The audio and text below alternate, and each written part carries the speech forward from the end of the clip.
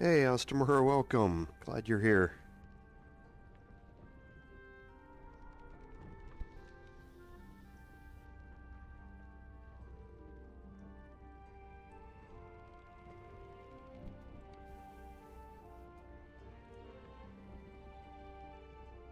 Yeah, it was a good week. It's busy, but that's not a bad thing. So, hope you had a good week yourself.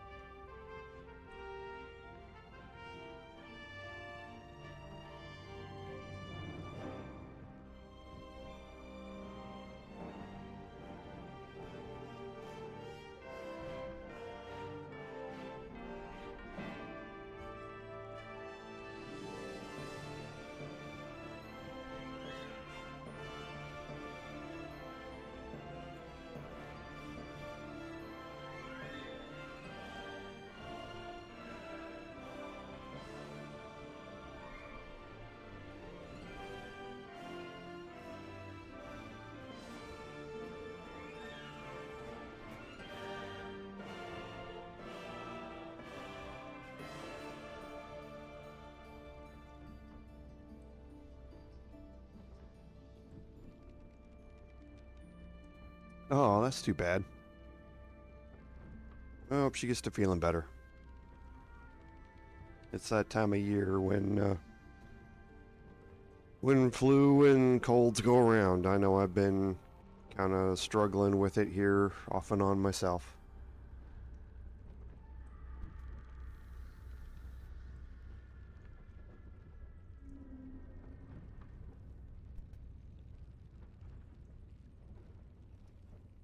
It's really good. Um, really enjoying it. There's a lot of learning going on, and I love learning.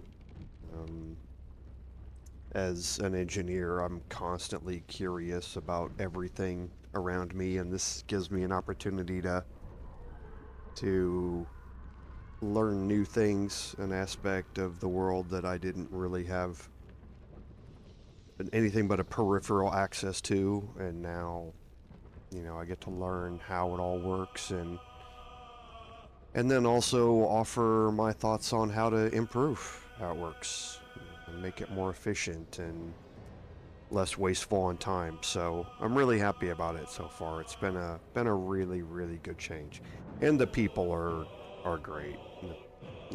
I didn't expect anything different. I've worked with this company for 25 years, so just not been employed by them. So knew it was going to be good, and it's been good so far.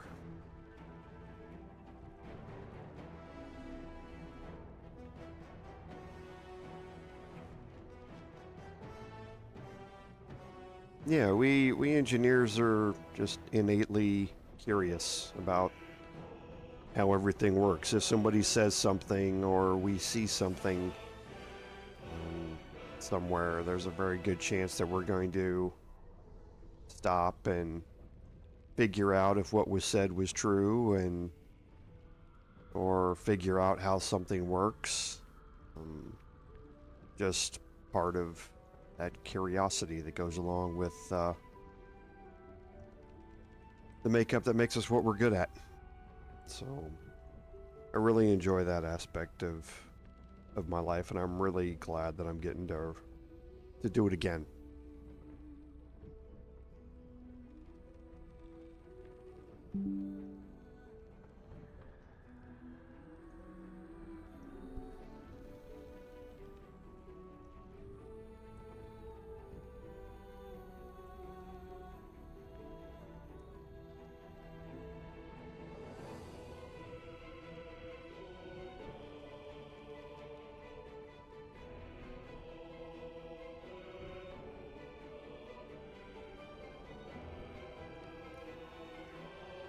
Also, welcome to everyone else who's showing up to the stream. I appreciate you being here. I know not everybody on my stream offers up comments in the chat, and you certainly don't have to. But thank you very much for being here. I appreciate it.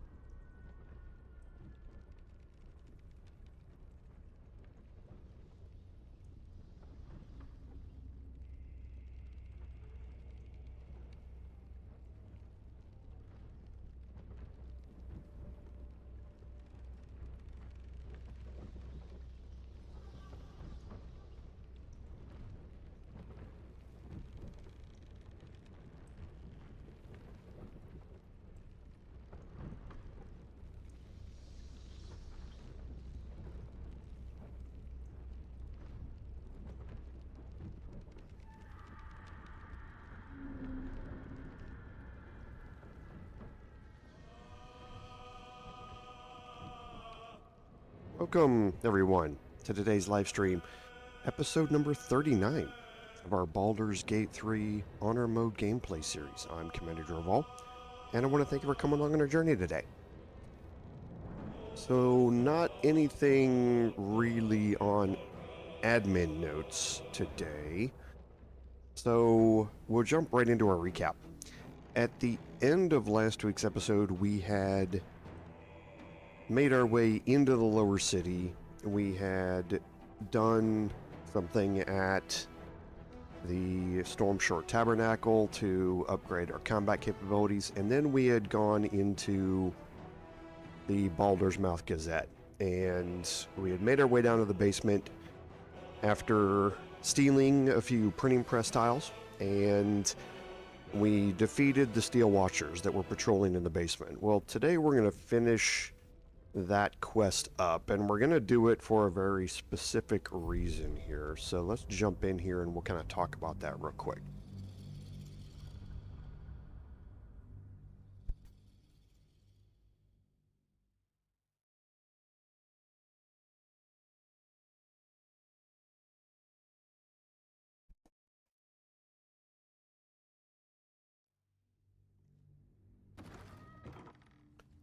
Okay, so here we are in the basement, and like I said, we had finished up with the Steel Watchers here. So let's go ahead and do a little bit of searching here. Looks like it doesn't really matter who Keep a blade close. we have do this.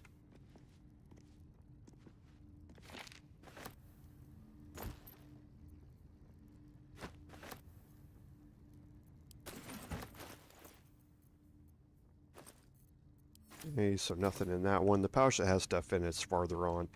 Don't forget to take the blank canvases. They're worth a decent amount of money here.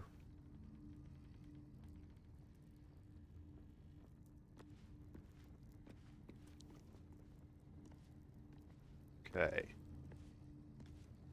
And this room here, you'll notice there's a lever on the wall.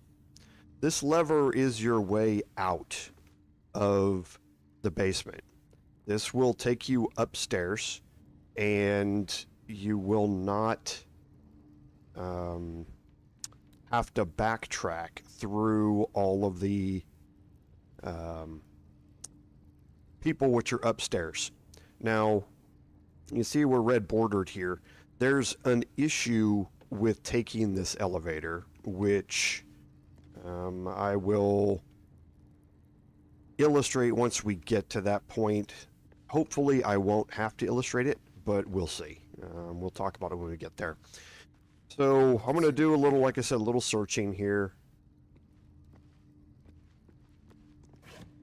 And there are going to be some newspapers in here. You can read through all of these. There's nothing in particular that is needed here, but there's a lot of lore in all of these notes and broadsheets and things like that that are down here.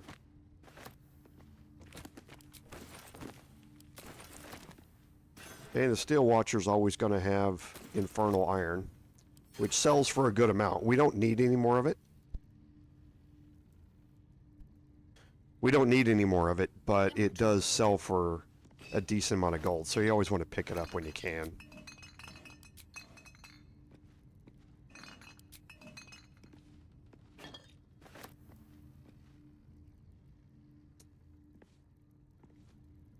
Okay, so it's interesting. After I saved, it closed this gate.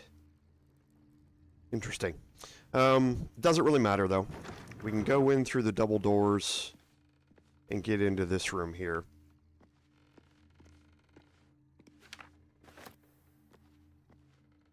Okay, inside of the crate, you can pick up some more stuff, so don't forget it.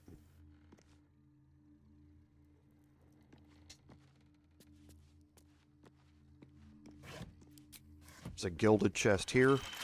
Symbol. DC's not too bad. Oh, our first net, wow, our first roll and nat 20. I hope that doesn't come back to bite us later on. And these are all collections from each of the news hawkers that are out there, making their collections when people pay. So you can take all of these. It's a very small amount of gold, but grease bottle is going to be very useful later.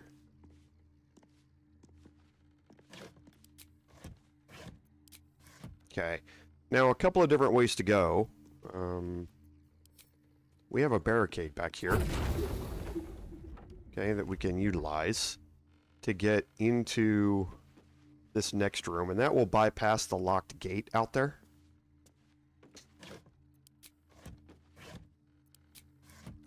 And here we have our 4th printing press plate, the cutest cat you've ever seen.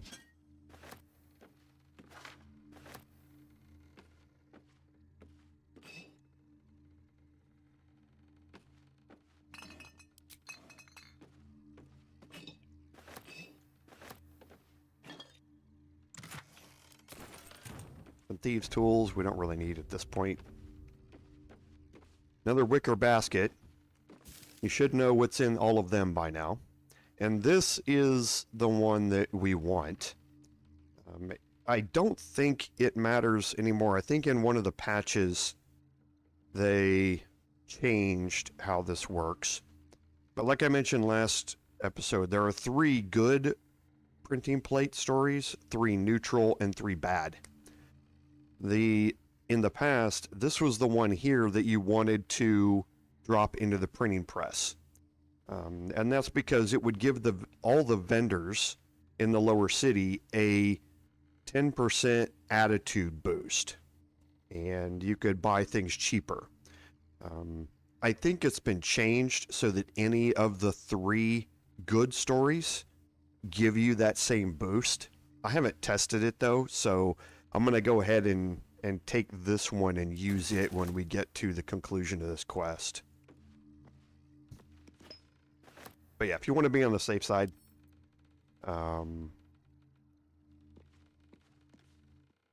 just use that one. To be a test print of tomorrow's broadsheet. Numerous corrections are marked in red ink. The content of the broadsheet is troubling. You feature heavily in the central article, lambasted as a danger to the city. Okay, so now you find out what's being written about you tomorrow. And we definitely want to make sure that this story gets replaced. Because we don't want any bad news about us being spread around. We want the exact opposite. We don't want a penalty in attitude from everybody out there. We want a bonus. And then here's the lever that opens up that gate.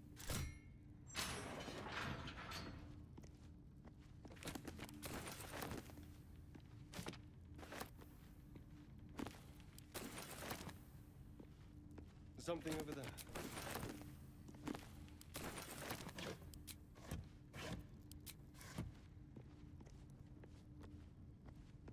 Okay, we have another room here.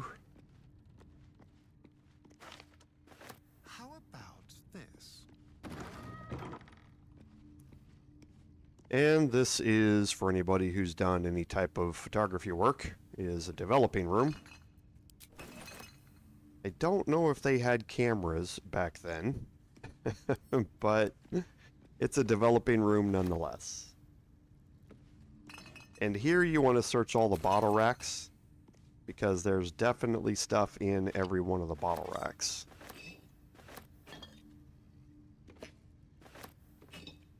You can pick up all of the portraits. They're worth 11 gold apiece, I think.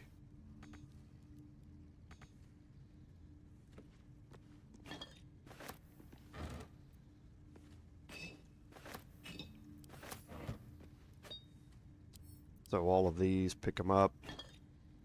Then, like I say, search all the bottle racks, because in this one there are bottles in every single one of them.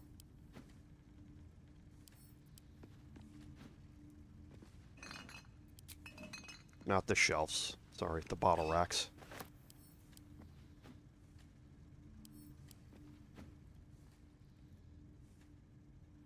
A public danger is the 5th of the 9 printing press stories, and this one's obviously a -1.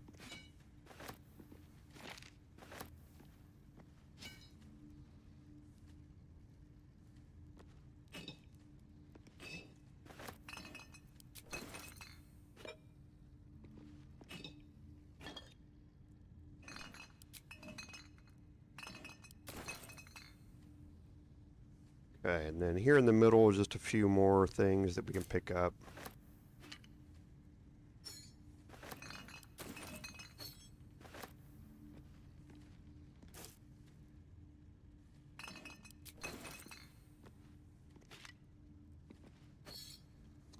And again, this is just picking this all up because coming back here later is much harder.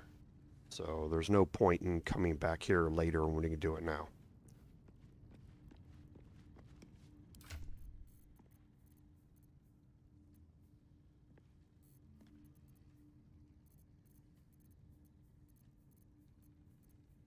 Two, 3, 4. I think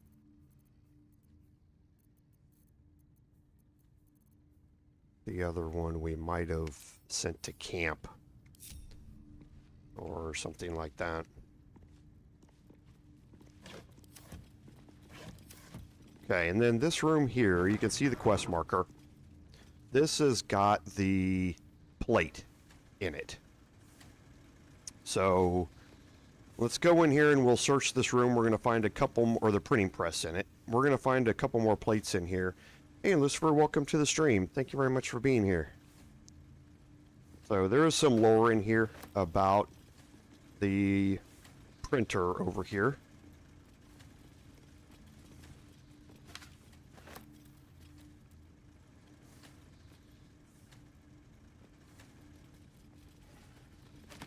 And then here, wolves in sheep's clothing is the next negative article.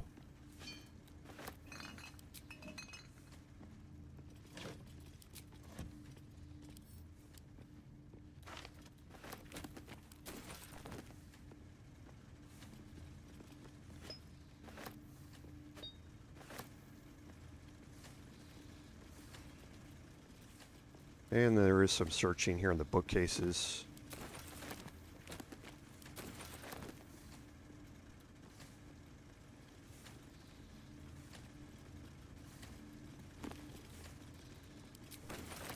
And then here in the wicker basket, we have one of the good articles for the printing press.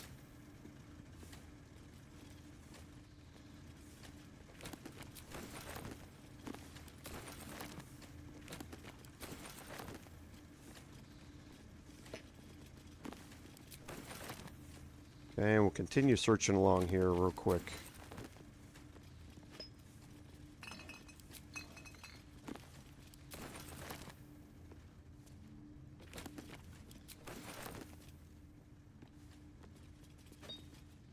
Here is the next one, a negative article.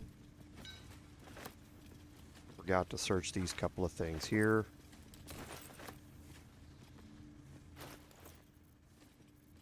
I'm interested in that. Oh, okay. And again, you can read all of these. We've read them all in previous playthroughs. If you do want to go back and read them, feel free to look at the other playthroughs, and you'll see them. It's just some lore. There's nothing really special about any of it. So the last thing here is the printing press, and we're going to go ahead and interact with it.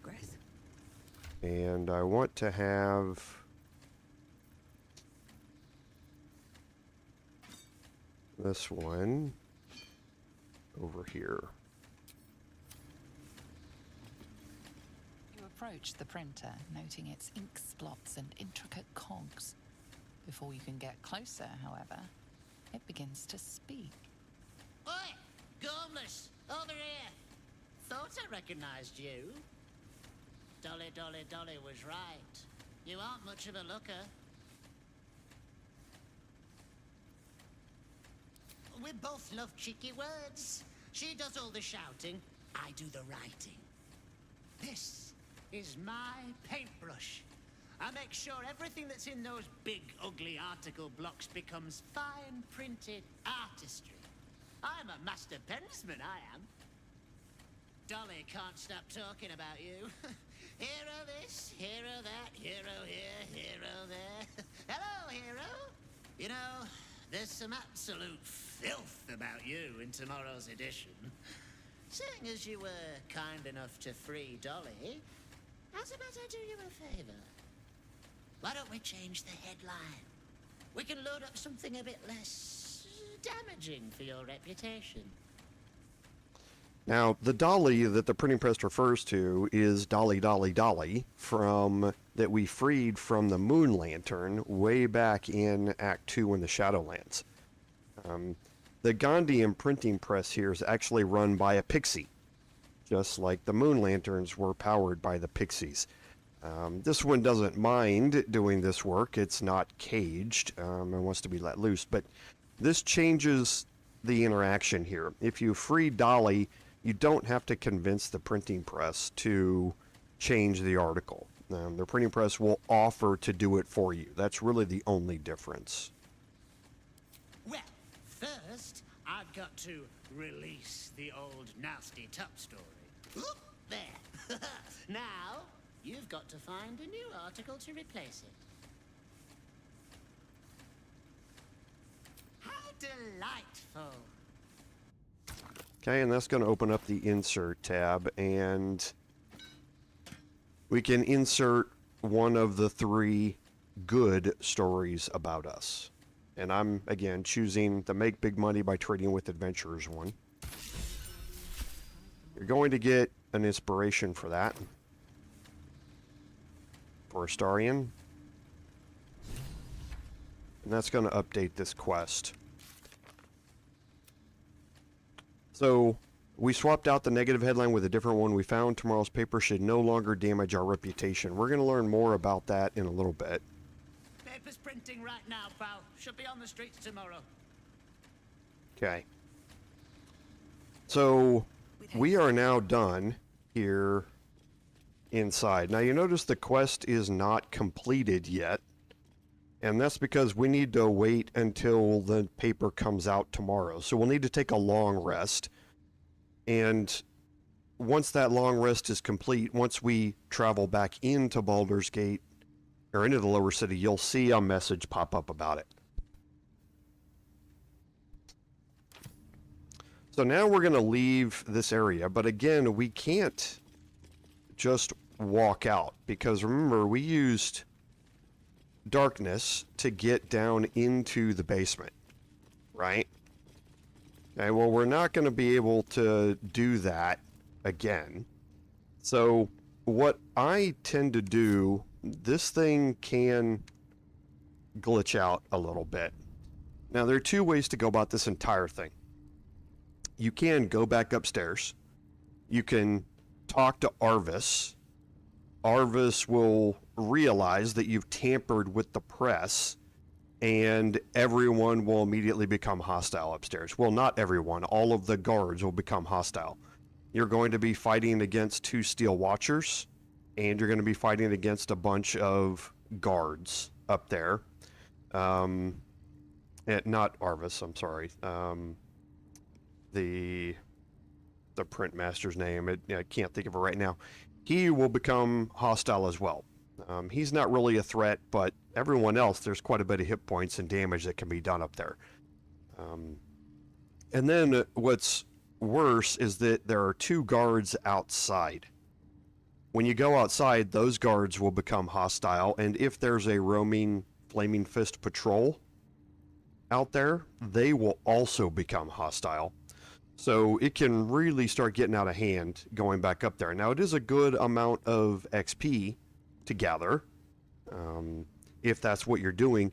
I am going to probably forego a little bit of that, but to get me out of here, you take the elevator up. Now, that whole becoming hostile thing, there's also a chance that it happens here in the elevator. All right? And this is kind of what I was getting at, in that if things become hostile up here on the elevator, I'm going to end up resetting this. It's a glitch that's not supposed to happen, but it sometimes does. So I'm going to take the lever and go up here one at a time.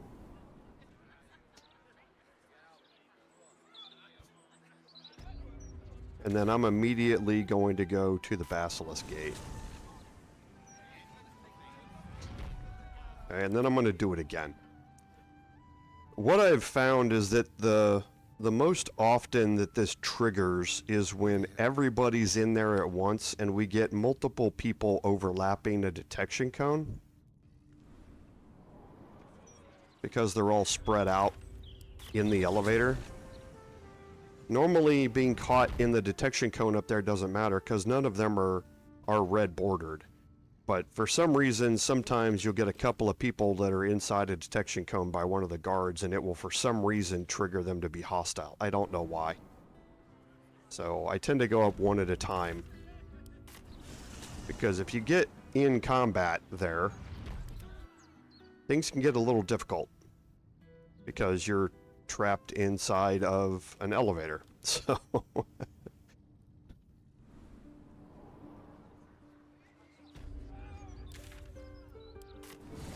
okay, so we're good.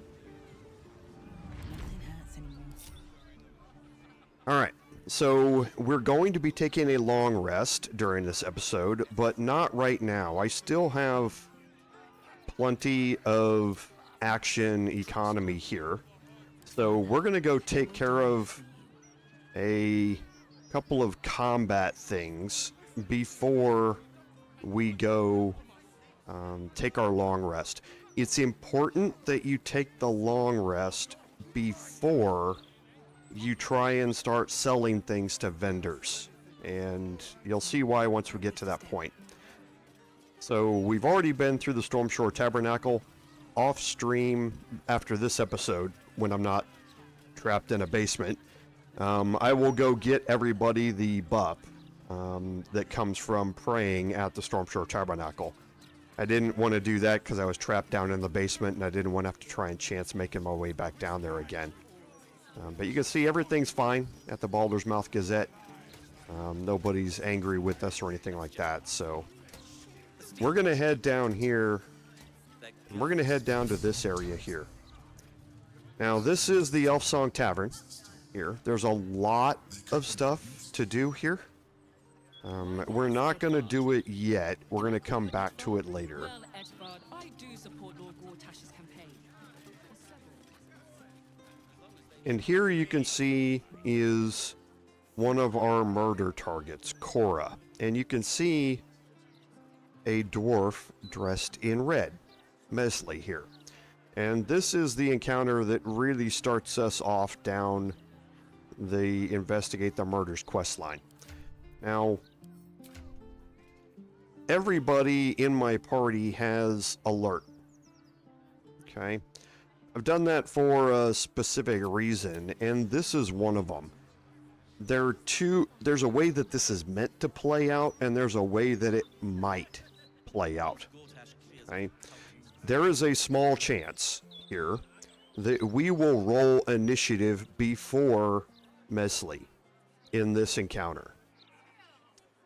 Now, the game intends for Mesley to dimension door out away from here, and his dimension door goes a really long way. I wish this thing worked that way for us, but he's got boots that give him a dimension door that allows him to exit this fight.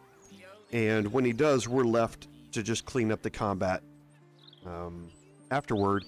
And then you meet him for real to have the final encounter with him a little bit later on in a different location. Now, sometimes you will roll in front of him. It's pretty rare that it happens. You can boost it up with elixirs of alertness or whatever that is. But it's not really important that you do it. However, if I do roll in front of him, it's probably going to be with Astarion. and I might have enough action economy with the Astarion to kill him here. And if I do, that's going to be a good and a bad thing. And we'll kind of talk about it when we cross that road. But we are going to get surprised here.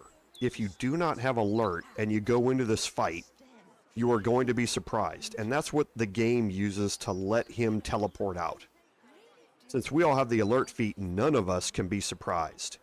So we're going to enter straight into combat, and that's the only way that you're going to get a chance to be able to possibly kill him, is if that happens.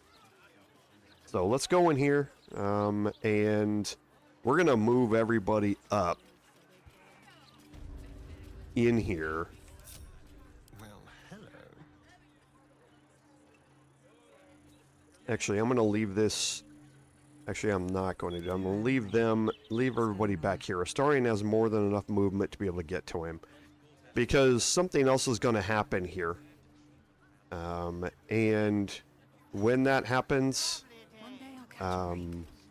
you might get locked in place, and I don't want it to.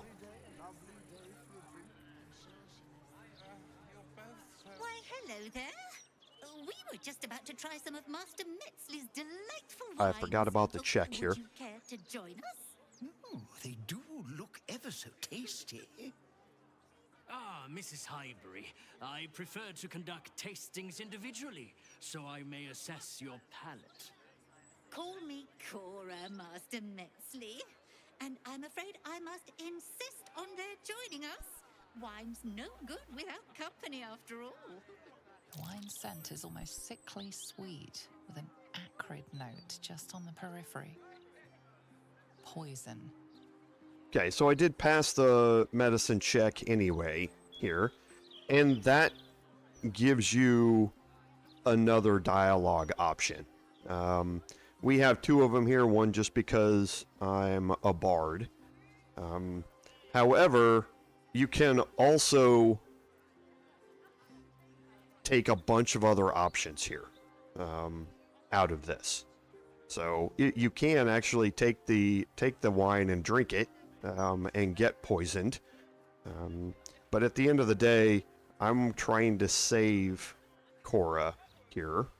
So we're going to take this option here. No, it was perfect. Perfect, perfect, perfect. You have sullied it with knowledge, made it an unclean sacrifice. I will remember your face, and I will peel it from your skull should you interfere again. Okay. So Karlach was the one to roll first. So you could see when that roll happened, he rolled an 11, I think, or a 12 on that initiative roll. So he rolls really, really high in initiative. I think it's artificially inflated. He does have alert, the same as us, but I think there's something else in here that's giving him another bonus outside the +5 from alert and the +4 for dex. He just seems to roll ahead of everybody all of the time, no matter what your dex is or whether you've got alert.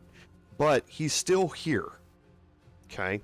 And there's only a couple of ways to keep him from leaving, and that's basically to make him somehow skip his turn or kill him outright with whoever's in front of him. Karlach doesn't have enough damage dealing capability to kill him straight up here. She just doesn't. Now, I don't think I have anything that's going to disable him. I do not. So, I'm just going to probably get as much damage as I can here. I don't have anything that will stun him. However, I might have...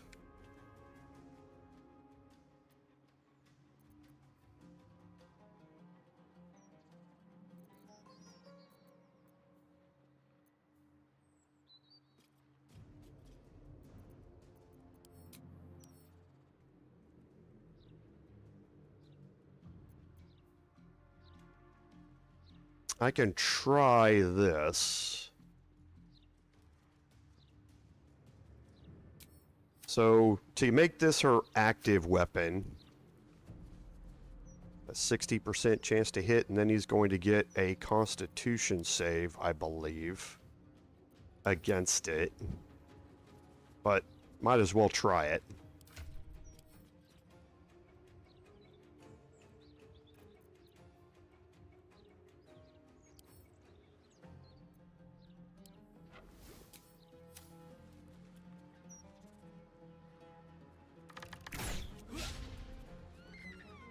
Of course.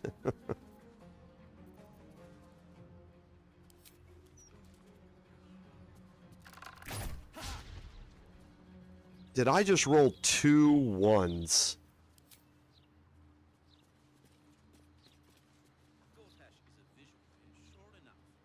Okay, well, that's what I get for rolling a nat 20 on the first roll of the day.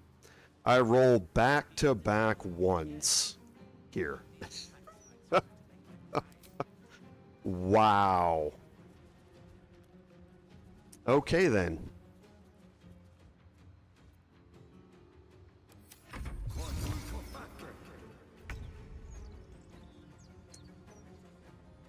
All right. Well, he's gone.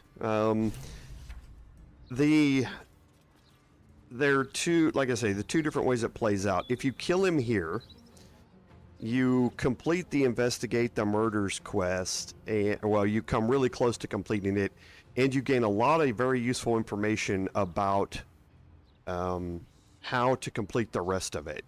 The downside is that the encounter that you have later on, if you let him live, like here, you miss out on raising a vendor's attitude for free.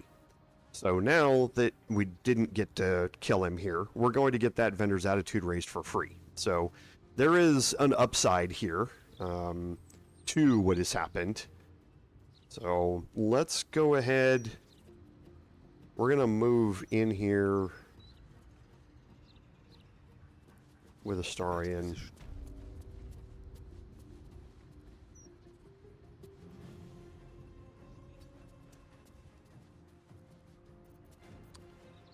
Check resistances. So obviously vulnerable to psychic damage now. We need to be on psychic. And for these, I don't think I'm going to need to use my key points.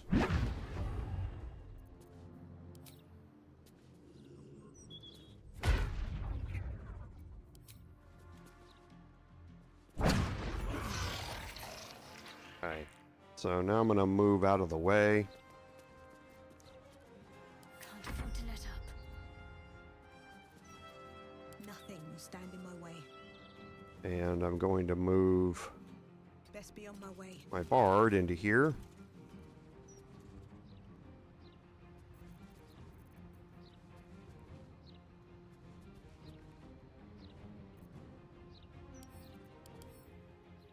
They're monstrosities. Okay.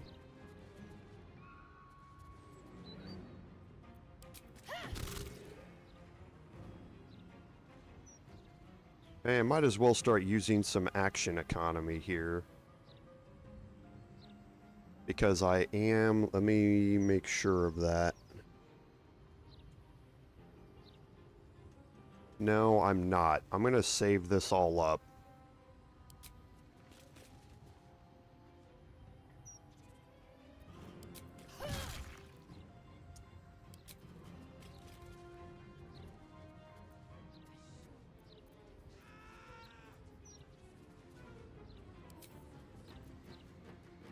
I should have casted this a bit ago.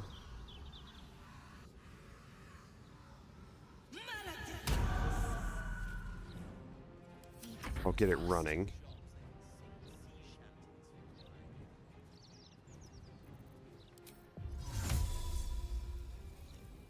I don't think it matters with them if I hit them, but let's not. I'll let them go after my bard here. And I'll put this one down here.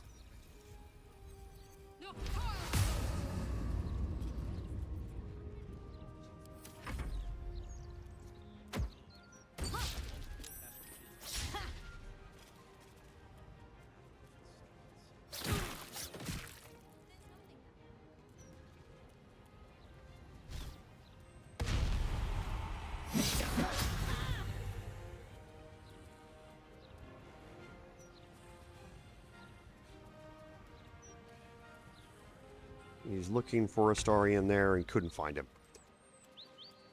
Okay, so Let's have some fun. now Astarion can mop some people up here. No escape.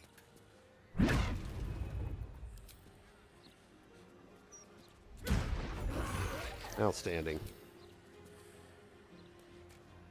This will do nicely.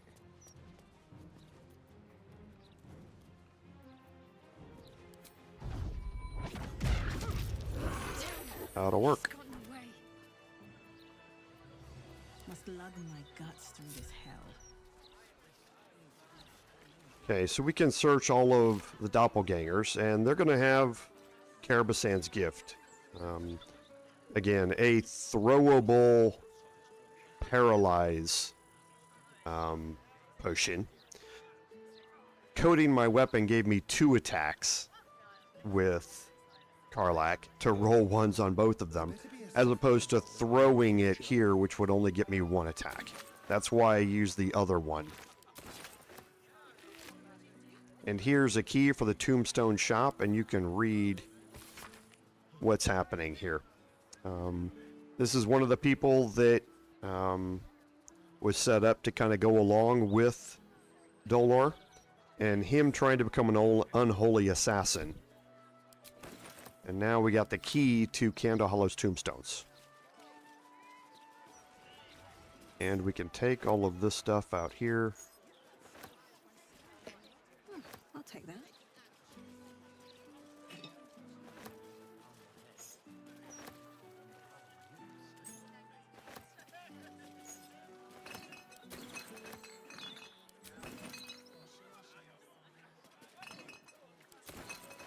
Another step forward. And again, we'll just quickly pick these up.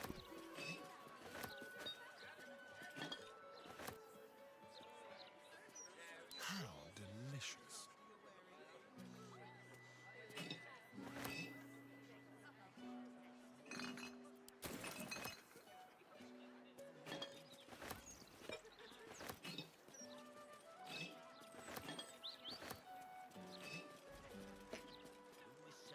Okay, just a couple more, and then we'll go in and talk to Cora.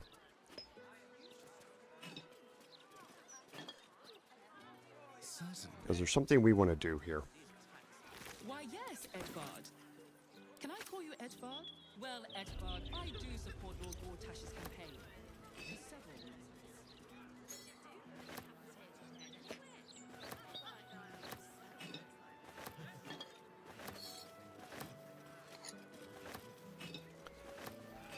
And you'll notice that I've got something like, probably like 6,000 camp supplies. Which is more than enough for me to long rest for the rest of this game. So, the reason you pick them up is because in honor mode everything is so much more expensive, and camp supplies actually sell for a good amount of gold. So you can take all of these camp supplies, you can load up on them and sell them off, and come up with a really, really decent amount of gold to be able to buy the items that you're going to run up against. So what we're going to do here is a somewhat complex series of actions. Keep it together. But first, let me go in and talk to Cora.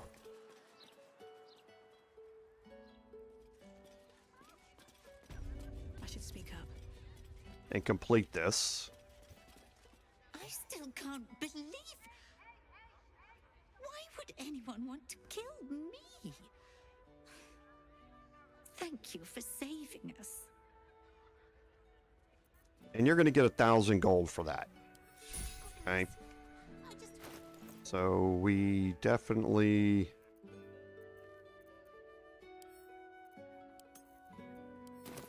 don't want that weighing us down.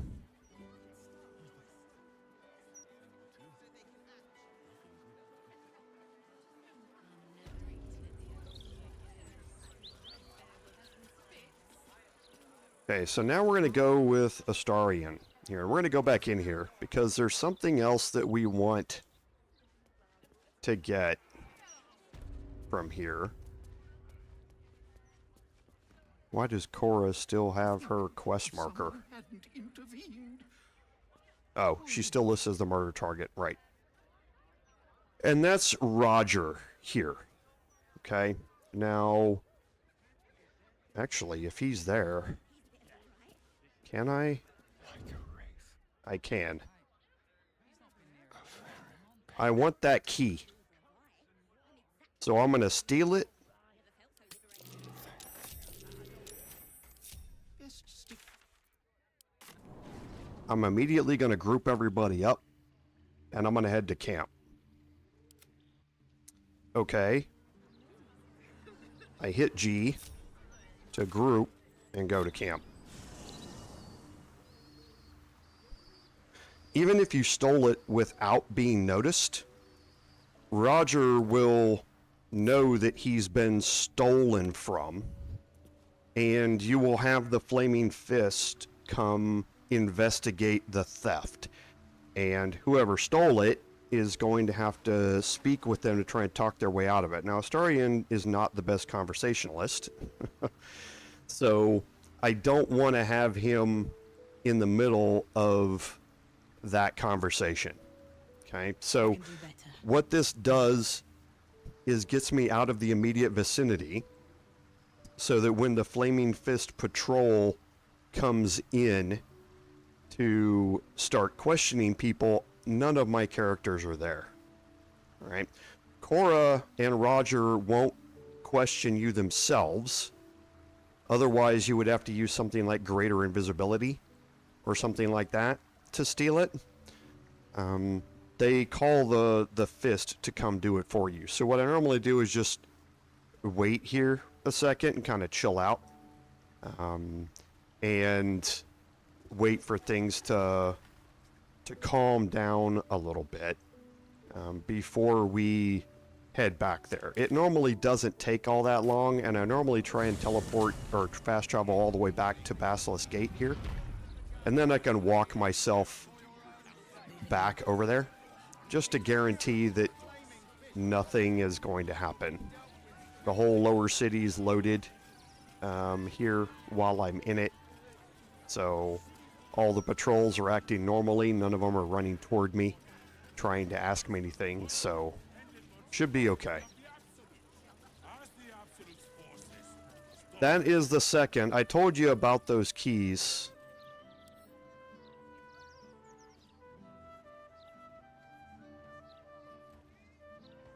Oh, Astarion has them. So we've picked up a couple of them. We bought the high security vault key. I think that's the one we bought from the rat down in the basement of the Flaming Fist headquarters over there. And then we just stole the counting house vault key. This is one of, I think, 20 or so keys that you can find for the counting house. We're going to go through finding them all, and that means we're going to be doing a lot of pickpocketing in here, because a lot of these are sitting on people, and I think there's 4 of them in the Elfsong Tavern alone. But that's something we're going to be doing through this one, so you'll see where you can get all the keys. What do I think of Lord Gortash's still watch? So yeah, just kind of walking up here slowly. No flaming fist outside. Nobody getting angry, so looks like we're okay. So now we're going to head over this way.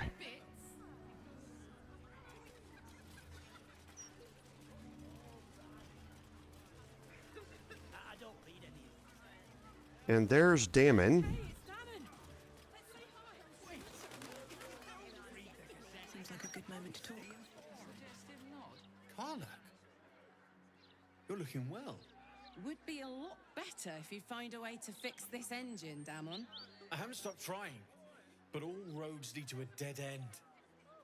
Sorry, I didn't mean... Never mind. Glad you're all right in any case. Nice forge you've got here. Best I've had in years. Mistress of the house lets me operate from here for a fair price. I'd be lying if I said I wasn't happy. Good. Someone should be.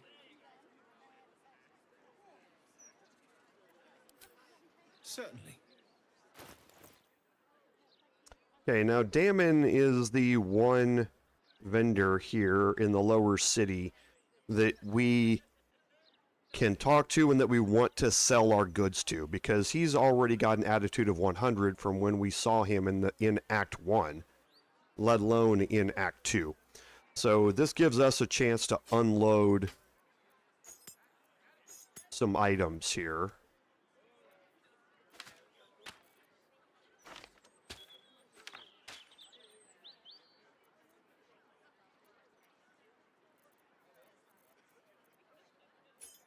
So let's go ahead and do this real quick.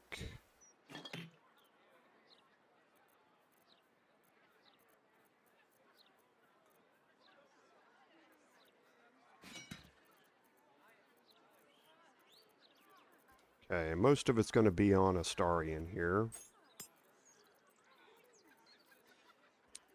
Now, some of these books that you're going to be finding, I don't think any of them here, but there are a few books that you're going to be picking up that are worth a lot of gold.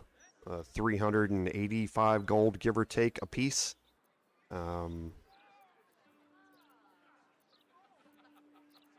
of these are any of those. So. And you can sell off all of the printing press things now.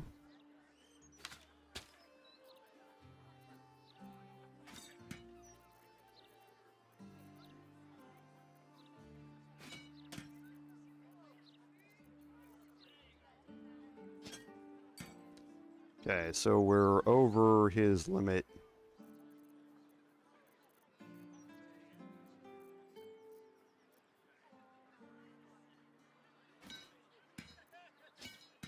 That'll get us down to 30. Throw one more piece of junk in there.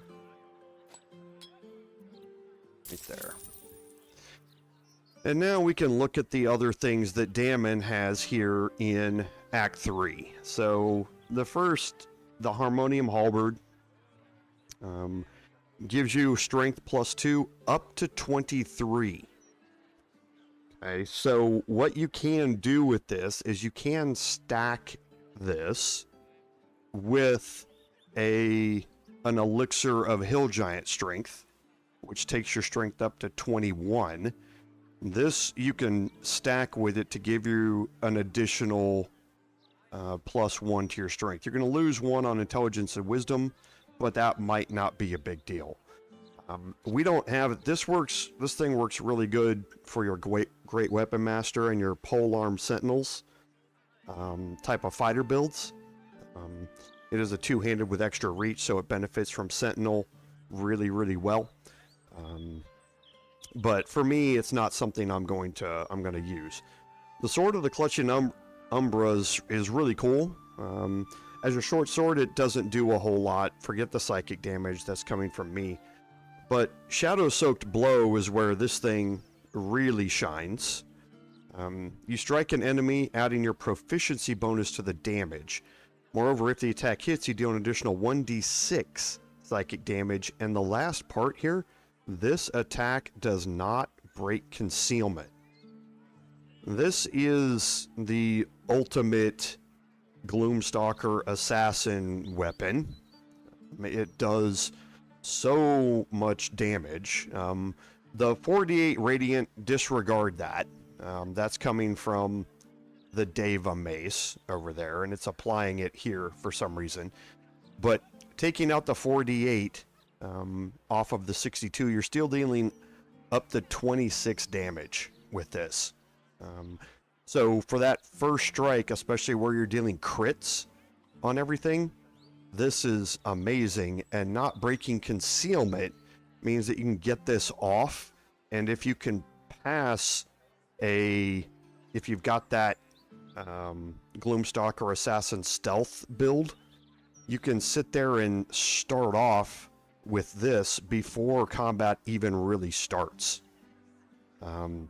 And what you can actually do is you can hit this, you can short rest, you can hit it, you can short rest, you can hit it, Song of Rest, and hit it again. So you can actually get this thing off 4 times as long as you can avoid being brought into combat each time. You can go watch some videos from some content creators about the OP way to use it, but it is pretty impressive. The armor persistence is really good. All incoming damage is reduced by 2. You gain resistance and blade ward. So you gain resistance to all physical damage, and you gain a plus 1d4 to all your saving throws. Okay. It's heavy armor, and it costs a lot. But it does have a 20 armor class as well. The armor of persistence is going to hold you for quite a while for your fighter type builds that you're using. Going along with those are the boots of persistence. You gain freedom of movement and long strider. Okay, freedom of movement is amazing. It's great for avoiding those paralysis and stuns and that sort of stuff. Long strider, we have it on everybody all the time. But these two pieces really give your fighter type a big boost right now coming into this. And we're going to be picking up both of these for Minthara to use. Selection of +2 items. However, there's a couple more things. So the Unwanted Masterwork Scale Mail. This is a 16 armor class medium armor. And you add your full dexterity modifier to the armor class. So this is studded leather armor +2 is only 14. Scale mail +2 is 16, but your dex is limited to 2. This is 16, and you can add your full dexterity modifier to it. So very similar to the 1T scale mail. However, the advantage this has over the 1T scale mail is that you don't have disadvantage to ability checks. And you get resistance to fire damage. So it's a really good piece of medium armor for some of your builds to have, especially your rogue type builds and that sort of stuff. Dammon's going to be selling shield +1s. These give you an armor class bonus of +3, which would raise mine by 1. We're going to be picking up another one of those shields here in a little bit, though. So I'm not too worried about it, but you can buy one for all of your party if you need. The Legacy of the Masters.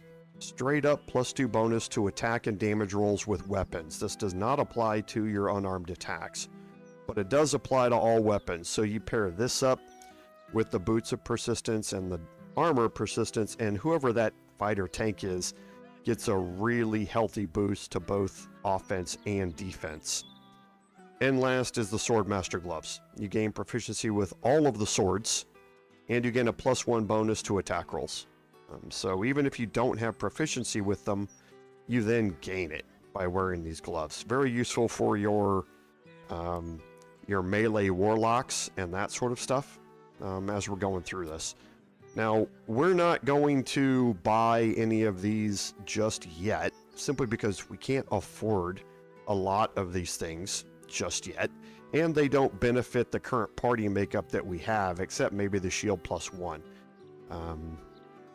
So I'm not going to worry too much about selling these off here. we're just gonna... Well, I could get, I guess, the shield +1. It's only 420 gold at this point. And that would allow me...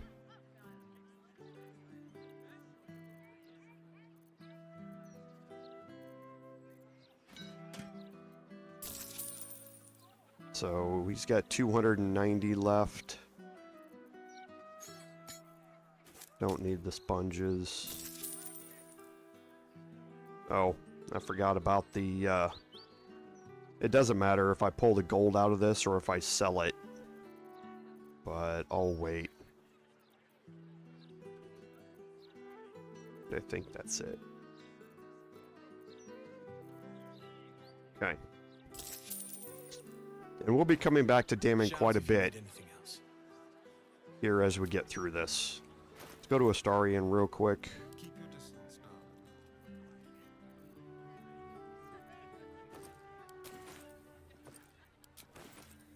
We're going to pick up all of these donations here. And we'll go talk to Dammon again and sell these off. What's up for discussion? What can I do for you? Of course. Wouldn't be alive to hold them if it weren't for you. Okay, so let's get rid of...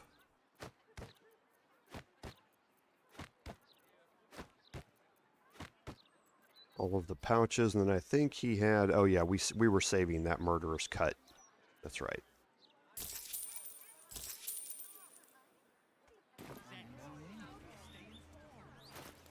For me, I can swap this out.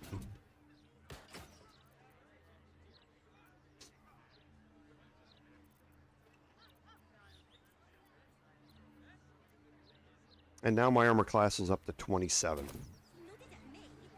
Still encumbered. Know why, but...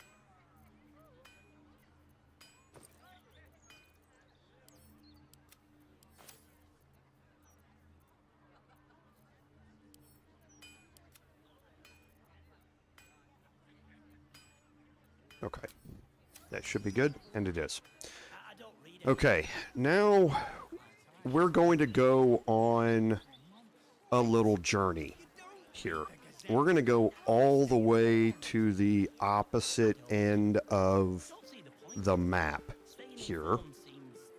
And we're going to do that because we want to start gaining some money here, and this is also going to help us do something that will get us a bonus. So we're going to head all the way over to the far west side of the lower city.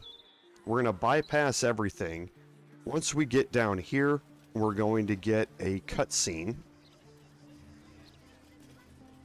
with Florrick.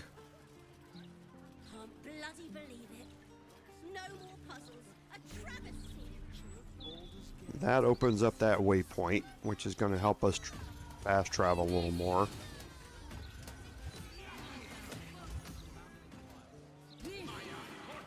God's damned hypocrites! The blade of frontiers, all pomp and empty oaths. The sword coast's most dashing fraud. You are either a fool for trusting him, or a wretch for conspiring with him. Doesn't matter which. Lady Mizora told me everything. How Will slaughtered his own father. How he craves his power. How he means to make the city bow to him and him alone. This city holds no place for you or for Raven Guard's treacherous spawn. Okay, so first of all, listening to Mizora, not a good idea. She's obviously made up some stuff to tell Florrick after we made the decision to not rescue him and break our pact instead. However, we do have an opportunity here through a couple of different things to kind of talk our way out of this. And one is persuasion. Now, this check is not easy to make. Okay, it's a DC 18 here. So we're going to add guidance, and we're going to throw Eagle Splendor on top of this.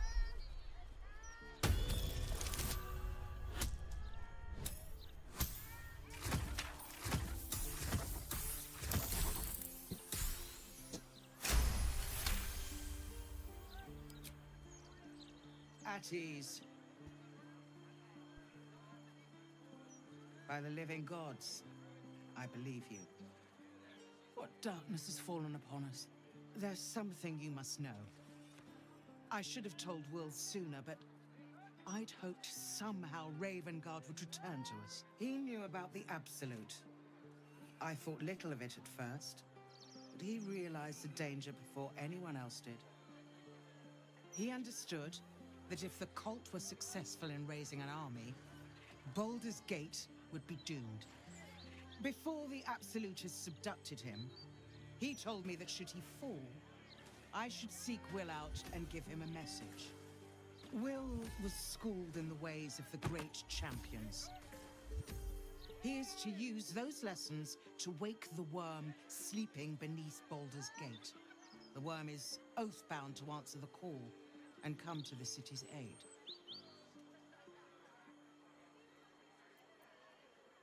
A bronze dragon, yes. He sleeps beneath us even now, awaiting a hero to rouse him. The worm goes by many names. Ansur, the waiting storm, the heart of the gate. He promised Balduran he'd protect the city if ever its existence was threatened. But just the once. The city has faced countless threats. But Ravengard knew it could not survive the absolute slaughter. With him gone and the city near ruin, the worm's awakening now falls to you and Will. The Duke gave me this. The legend of Ansur, an ancient epic, ill-remembered, dismissed as a mere tale. Let it set the path before you, or do not, and see Baldur's Gate burn to ash. Thank you. In darkness, I see your light. I should go. I know of still others that might help us when the battle horns call. Unleash the worm. Let its tempest swallow the Absolute and its allies. And may they be driven forever from the coast. Okay, and that gets us the Legend of Ansur. And you can see we have a quest marker right on top of us that wants us to read this.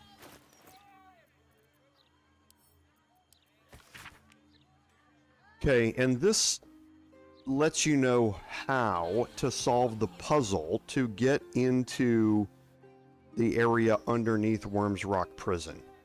Okay, it talks about a lightning shock, the torches alight, the worm's eyes shall awake a glitter. Okay, so to Wormway neath prison's deepest level, so that lets you know it's in the cells in the prison underneath Worm's Rock. With a lightning shock, the torches alight, so use some sort of lightning damage to light the torches. And this kind of lets you know how to solve that puzzle.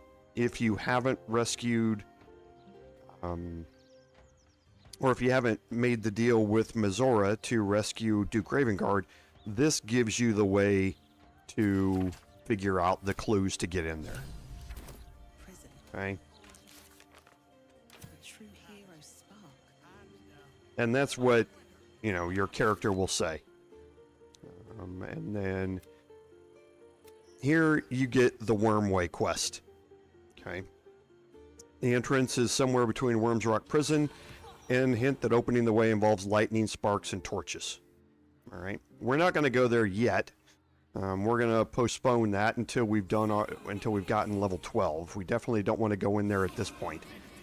We picked up the Emperor's Old Hideout quest just by walking by the Elf Song Tavern. And we did save Cora Highberry. The killer has left, and Figaro Pennygood is next on the target list. We need to find him before the killer does. And coincidentally enough, that would be in the direction that we're heading.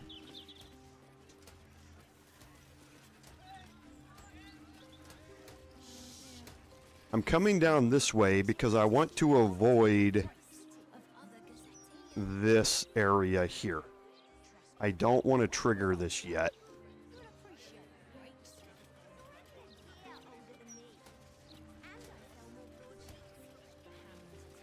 Hey Rudy, welcome to the stream. Sorry, I was in the middle of explaining a few things there, so no worries, glad you're here.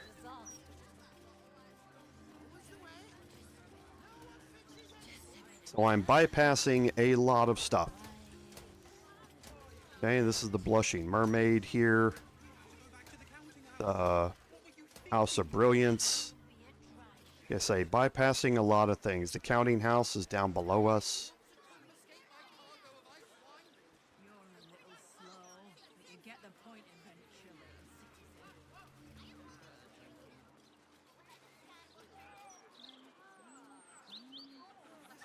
Once we get into this square, we're going to head north here.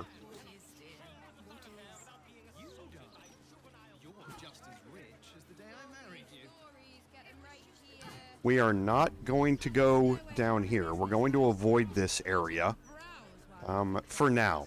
We will take a look at it here in a little bit, but we wanted to do two things. First is unlock the waypoint, and two, get to the Facemaker's boutique here.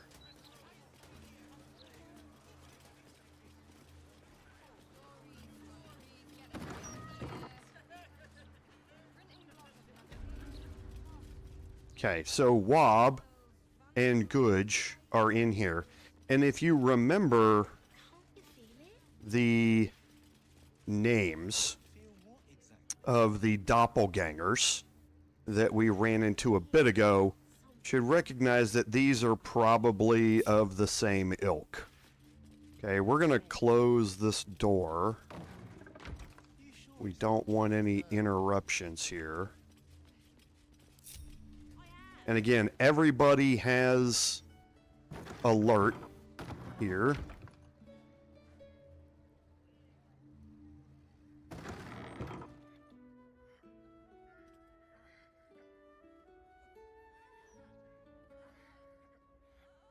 It's unusual for prey to supply the tools of its own butchery. Razors, scissors, nail files. So many cuts one couldn't make. And yet, such a fleeting window. But then, who am I to deny the auspices of destiny? For we are celebrating, Master Figaro.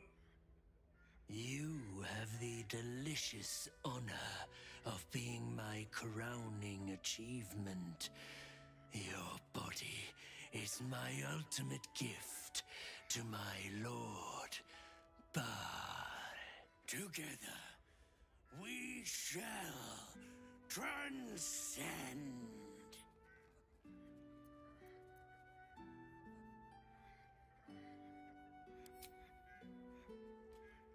A challenger. My lord tests me. This piteous hovel will be your grave, challenger. Okay. So, again, Karlach rolled in front of him. Fairly rare that I was going to see that happen. I want to get Karlach in here. I want Karlach to try and take any attacks from Dolor.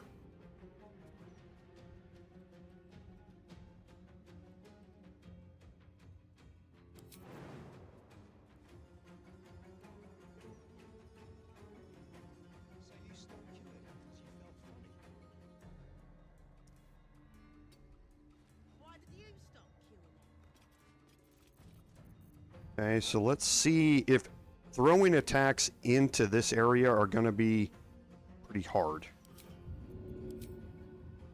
Yeah. They're all going to be interrupted because of the arc that you have to throw.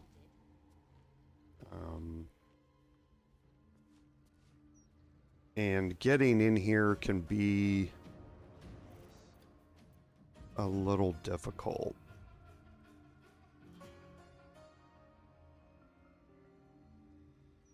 Soldier. Let's see if I can throw from here. I can. Another witness to my sacrament. How fortunate.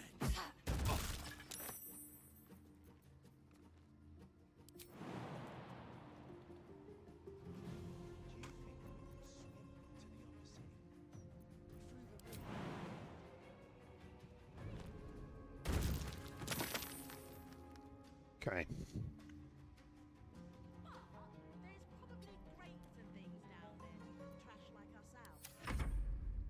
will savor your final breath. My last kill before becoming. Okay, so I'll take the opportunity attack here.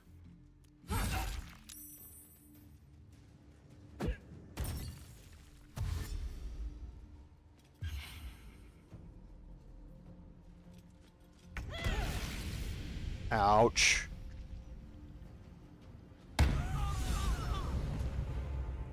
Okay, so I'll take that. So Dolar's dead, but he did get off a Carabasan's gift. So we have a couple of people that are paralyzed for this turn. And that's unfortunate.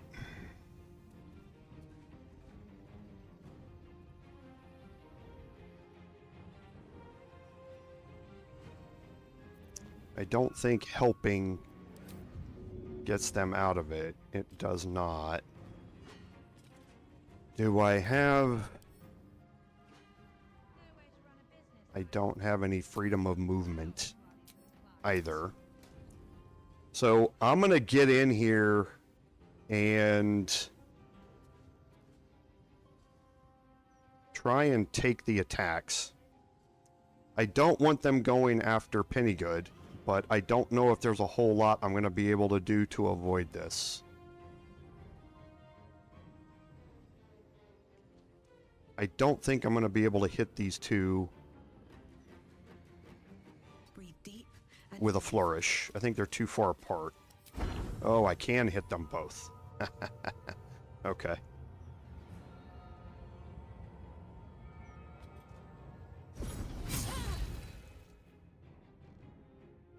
So, Roll is here. He's got 37 hit points left. And Woy...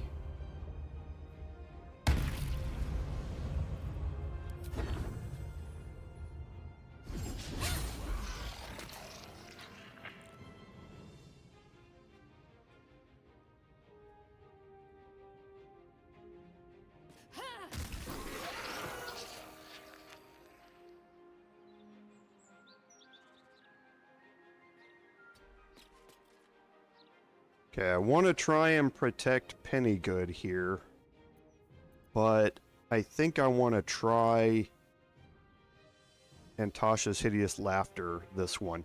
These two aren't going to be able to reach all the way back there.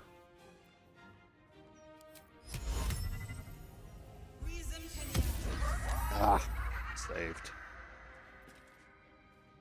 Okay, so we'll just hope that Socks does not go after Pennygood.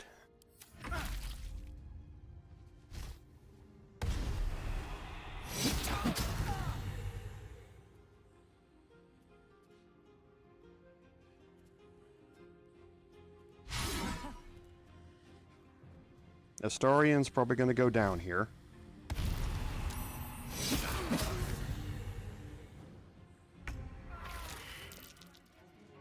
Oh, and he died. Okay. All right.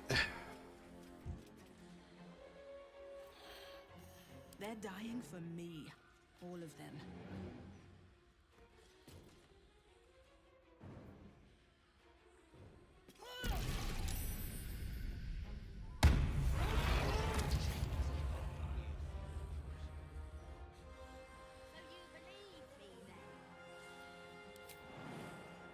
Stranger things have happened in Baldur's Gate, is what I'm saying. Think I made the right decision not to stay up there.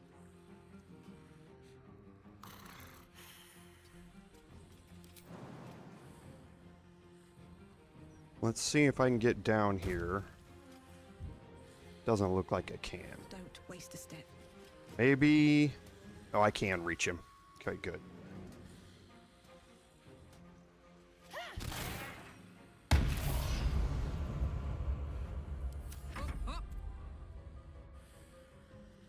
Now again, throwing from the other side of the doors is going to be well nigh impossible. Feel what exactly? That weird something. No way to run a business, I see. Growls while he's with a client.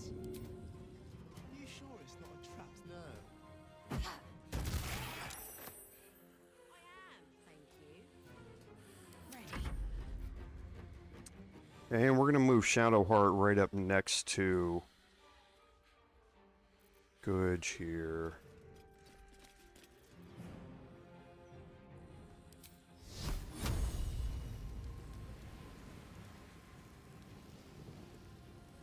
I prefer not to use this.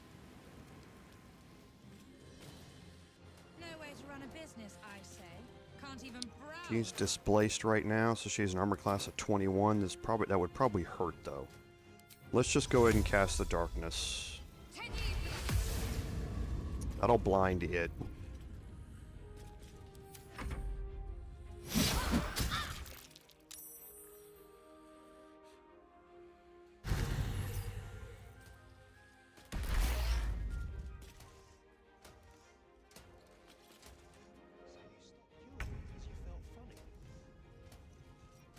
I mean, yes, mostly. Why did you stop queuing them? I got this. I couldn't take standing in that godforsaken line for a moment. Felt like I was gonna Jeez. Like I say, throwing through doors. I should have known better. Business, I say. Can't even browse while he's Alright. So, to be honest, I didn't expect Larian to die there, but...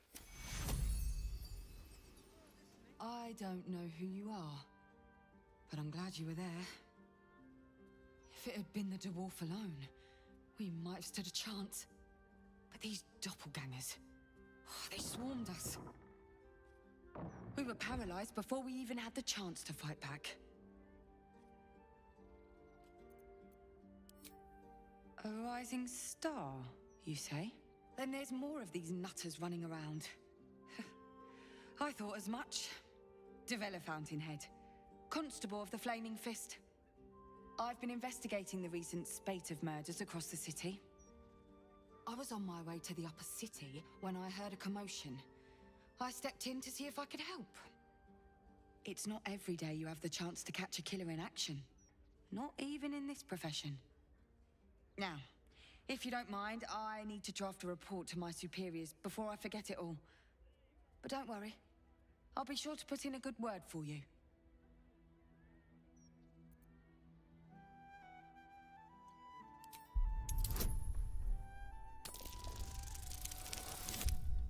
Oof.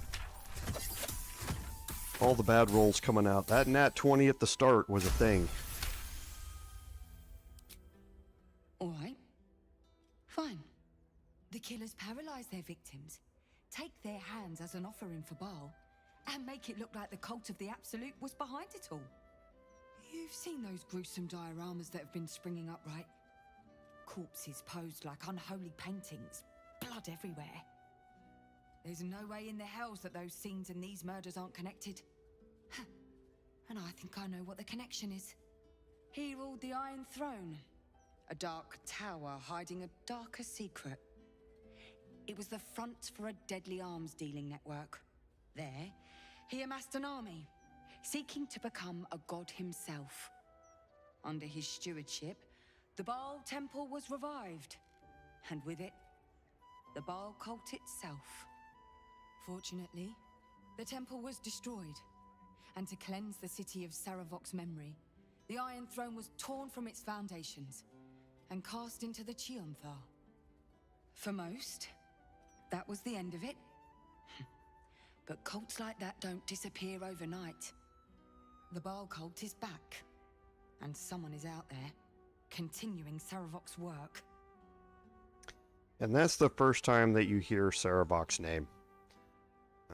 Goes all the way back to the original Baldur's Gate games, and we're going to learn a lot more about him as well. Stranger things have come back to haunt this city. The brutality of the killings is on a par with Saravok's own. But there's something more here. Something new. There's a reference to these murders. A certain flair. It's as if they were done in worship. The precision of the cuts. The depth, the execution.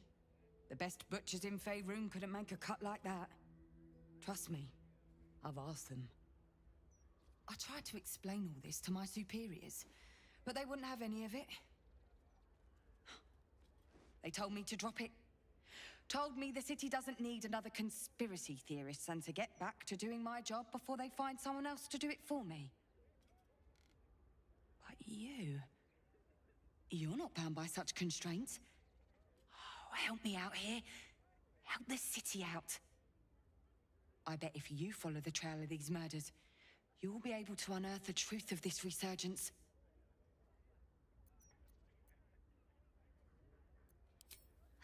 Believe me, I wish I could, but I need this job. Try to convince my superiors to put some resources into this matter. After what's happened here, they might finally take this seriously. Might. You really are a godsend. Meet me at Basilisk Gate if you've anything more to report. And good luck. Okay, so let's...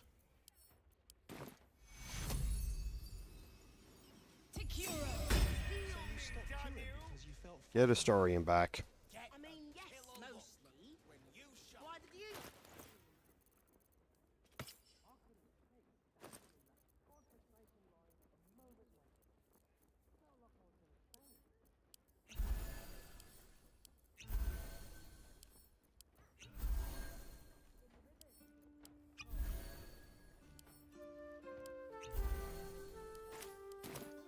Okay.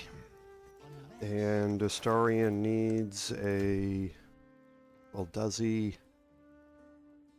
No, he doesn't, because we're going to be taking a long rest here in a second, so I won't spend another elixir on him. So let's go talk to Figaro. Or let Figaro just run away from us. I must say, I'm damn lucky you showed up when you did. Can you believe what that monster was doing?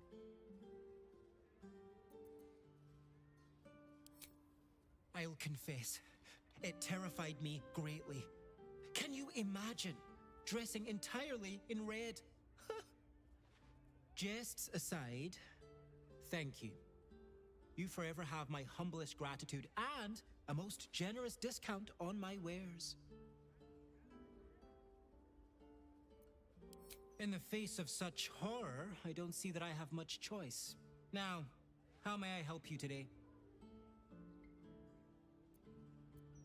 I sell anything and everything needed to cultivate your countenance. The best you'll find in Baldur's Gate. Certainly better than any dreck you'll pick up in Worm's Crossing. Very good, ma'am. Now you see the benefit of letting Dolor go from Korra's wine tasting and having a fight with him here. His attitude is automatically set at 100 for saving his life.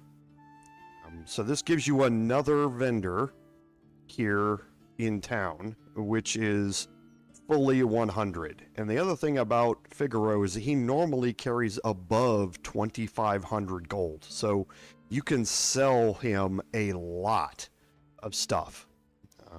And it's always good to have another fully raised vendor here. Now, the other thing, Figaro is all about the drip. So every different type of dye, you're going to find it here. All of the best clothing options, you're going to find it here. So feel free to take this time to, get all fitted out in whatever you want to do. I'm going to hold off on this. I'm going to do all of this stuff off stream.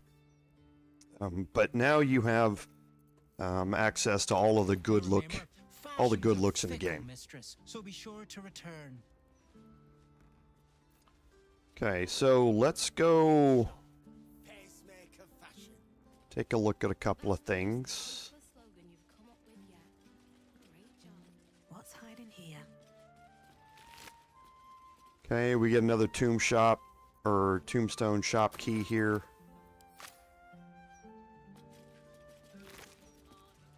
Some arrows for Astarion.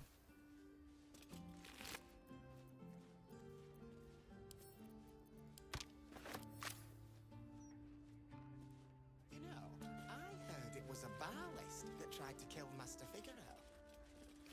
Why would a barlist want Master Figaro dead? Didn't like the roofs on And last is Dolor. Okay. Now, a couple of things here. First,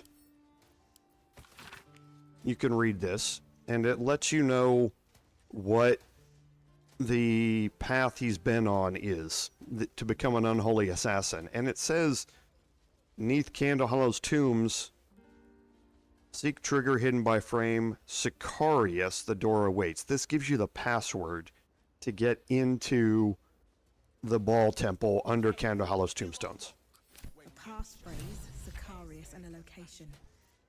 We should find this Candlehallow place. Then you're going to get the handbag. Okay, now the handbag has hands in it, and they mentioned earlier that what has been happening here with the murders is that they've been taking hands as a way to show their prowess in murder. If you don't have any hands, or you haven't been here before you find your way into Candlehallows, then other hands will suffice, including Gale's hand, if you cut it off in Act 1 and didn't bring him in as a party member. But this gives you 4 more of them, and there are differences between those hands and what they do and how well they work when turning them in, and we'll see about that much later.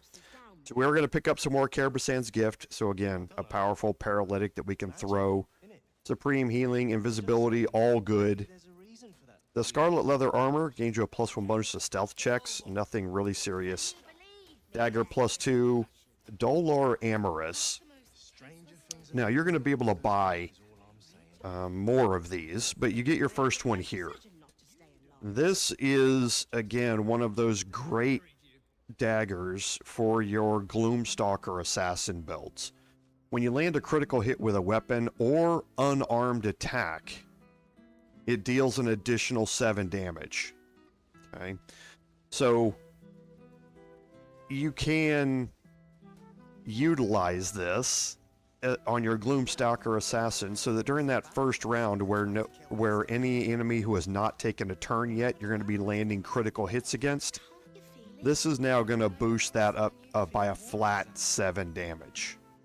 Alright, so it grants you a big boost. This thing would then be doing 15 to 18 damage for each attack that you do with it. And you can dual wield these. They're both light and finesse.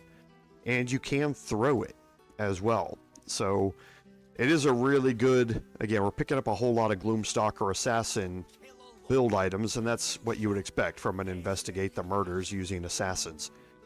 The Space Shunt boots are what we saw utilized earlier. This allows you to cast Dimension Door once per long rest, I think? Yes. Now, the Dimension Door that he used is different. It teleported him something like 100 meters. The regular Dimension Door doesn't allow you to go that far. But, so I wish I had that version of the spell, but I don't. This one's just a normal Dimension Door that you can cast once per long rest. You know, I heard it was a balist that tried to kill Master Figueroa. Okay, so we need to move the hands. And yeah, Astarion is encumbered right now, but we will get rid of that here in a second. Okay. So that's all we need to do in here. We are going to get ready to look at a couple of things with Shadowheart, but before we do that, we're going to go take a long rest. Metal screeches. Keep the city peaceful, my ass.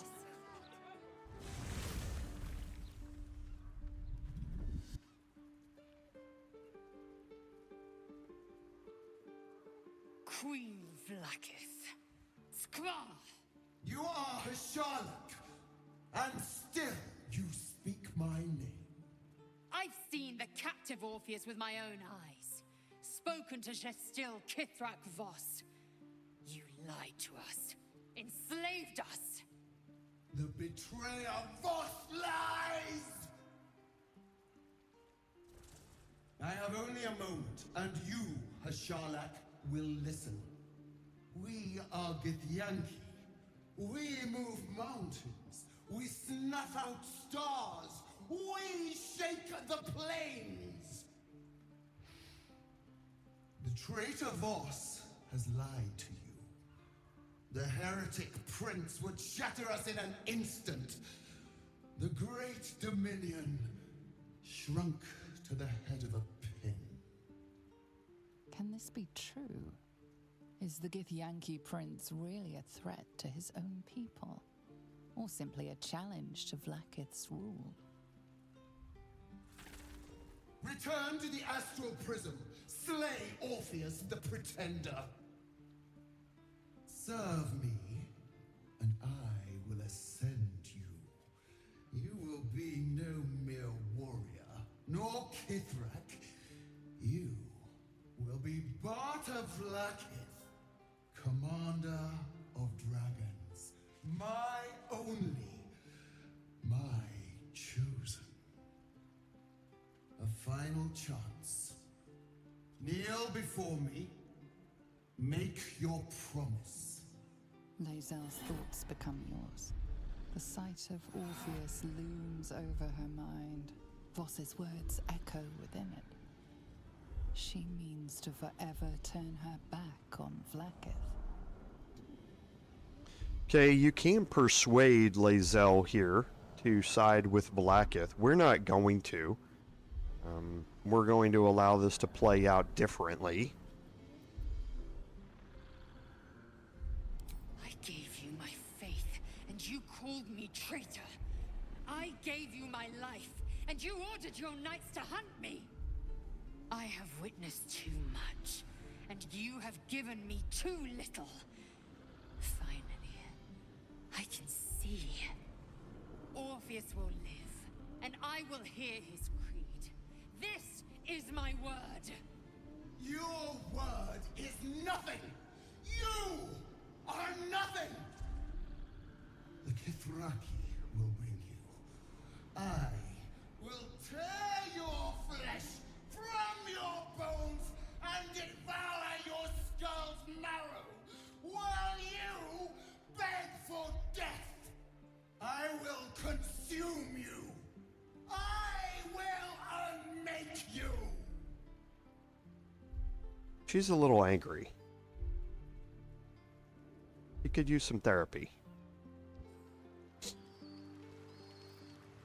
Okay, so that cutscene, you were guaranteed to get one of two different cutscenes. Your first long rest here in the lower city, and that is one of them. So we're going to go through, we're going to look and see if we have any conversations to have. We're going to take our long rest, we're going to wake up in the morning, we're going to do a couple of things before we head out. Just what I need. Pathing. Your mind tingles as it opens to Will. He learns of Mazora's meddling and Florrick's tale of the dragon Ansur. Curse that rotten devil and her forked tongue, trying to set Florrick against me. She's a damnable inferno of chaos. What matters now is that Florrick saw sense, and we know our path forward. We'll finish what my father couldn't.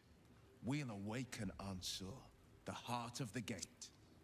O Baldurin, founder due veneration. His guardian dragon Ansur, tremendous in worth. A savior below, our eternal elation. It's not just a tale, it's a history. Consider this. To Wormway 'neath prison's deepest level. That must mean Worm's rock prison. That's where we'll find the entrance to this Wormway. Then this. With the shock of a true hero's spark flickers, the torches alight, and Worm's eye shall awake a glitter. To open the way, we'll need to spark torches.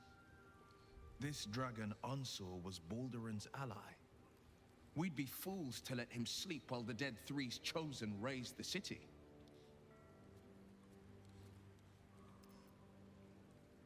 Mind flayers are like devils. They just sport tentacles rather than wings. Clever, manipulative, exploitative. The Emperor says he's a friend. I think we'd be fools to believe him. And maybe it's true. Maybe Stelmane allied with a mind flayer and subjected the city to their political will.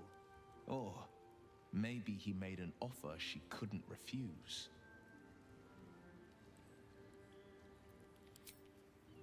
Okay, so we'll speak to him one more time. Vlaakith's a fearsome one. The sort it's hard to say no to. But Lae'zel said it anyway, to her immense credit. She's choosing truth.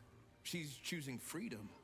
For her, for Orpheus, for the Githyanki people. I wish I knew a good Githyanki cheer to celebrate the occasion, but the only gift phrases I've picked up are the sweary sort. Okay, we'll talk to Shadowheart. I didn't think I'd live to see the day when Lae'zel turned her back on Vlaakith. But all things considered, good for her.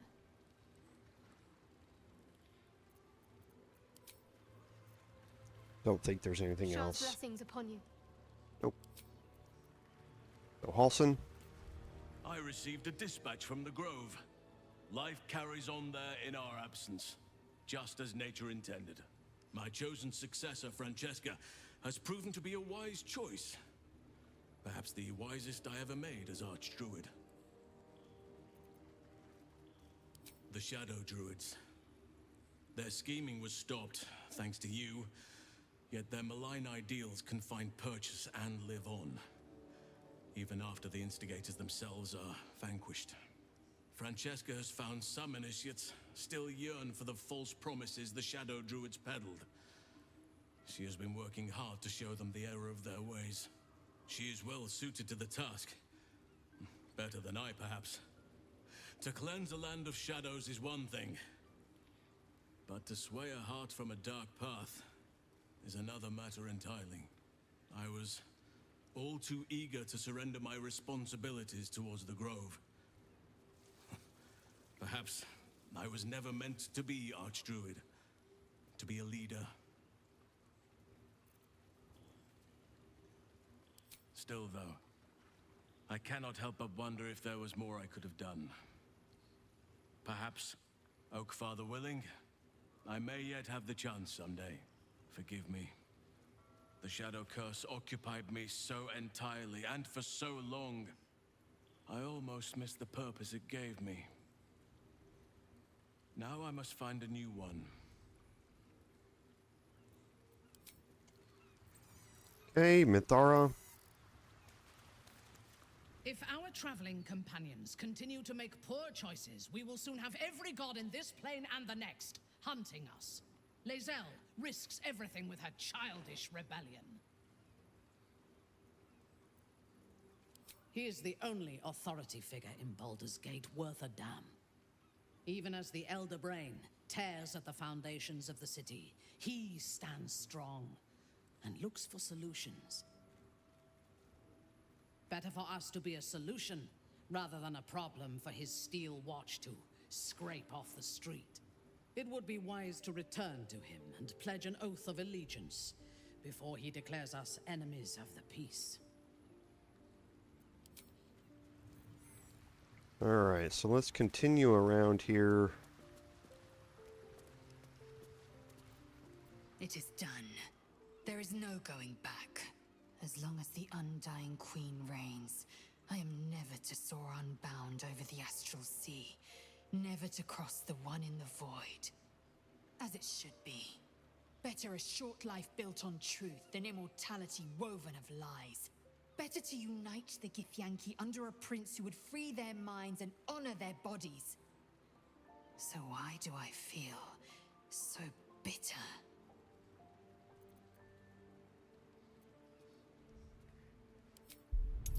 Might as well try.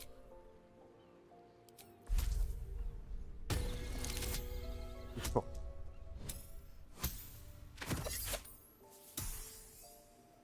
Even with advantage. Boy, I think that nat 20 up there is still haunting me.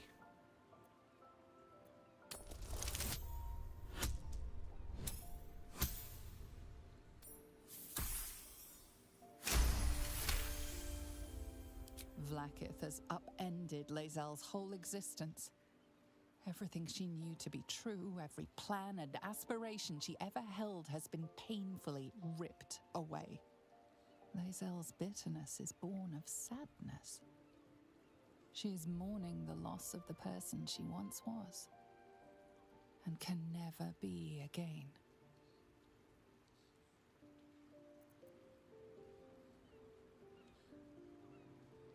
How well you've come to know me. But in truth, she didn't take everything. I have what I have gathered for myself.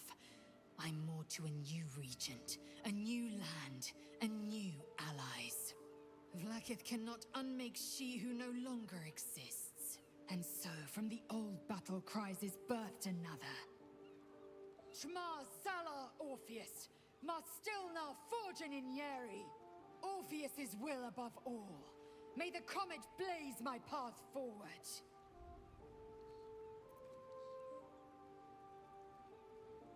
Orpheus's freedom is my want and my need. To deny his freedom would be to deny my own. There will come a time when I can think about myself beyond the Lich Queen who enslaves the Githyanki and the prince who would liberate them. But that time won't come until the Prince of the Comet flies again. Vlaakith's left hand and her right. Commander of all dragons, chosen of the Queen Regent.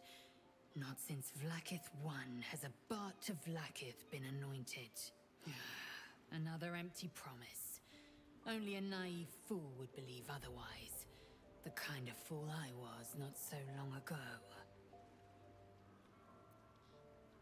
We take the Orphic hammer from Raphael's lair. Orpheus Tafki Nazin. Okay. So, yeah, she's obviously had her world turned upside down.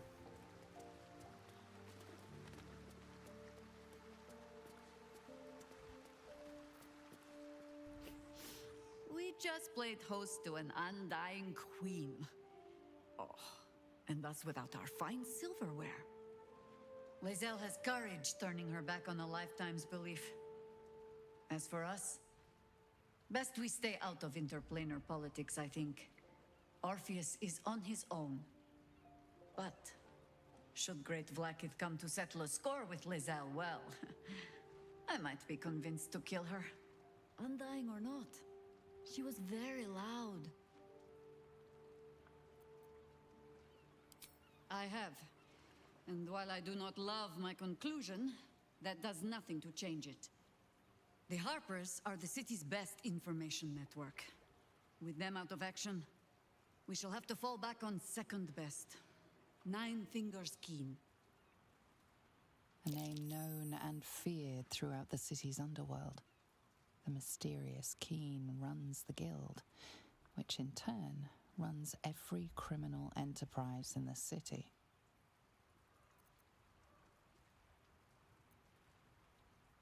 Friend is not the word I'd use. Nor is petty if you've a mind to keep your tongue. But both our operations step outside the law when needful. She just likes it better there. How hospitable she will be to a harper that comes begging to her guild hall, we will find out. Perhaps I will let you do the talking. Okay, so we're going to be heading in to speak with Nine Fingers Keen a little bit later. Something on your mind? Why, only the truth. That you bear the blame for the Duke's untimely demise. Such a loyal servant of the city, so eager to hear of your exploits. Tell me, darling, how is she? What a relief. It would be a shame if she'd struck down the one and only blade. Alas, she misses the fallen Duke. Someone will need to step up in his absence. A man with the spirit of a dragon. His only son, perhaps. Okay, Mazora's suggesting something there.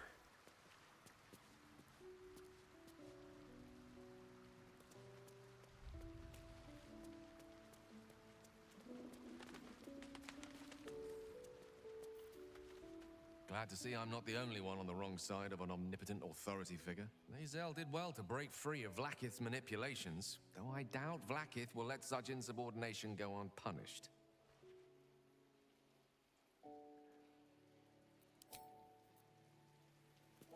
So, Lae'zel's finally seen the light and turned on her mistress.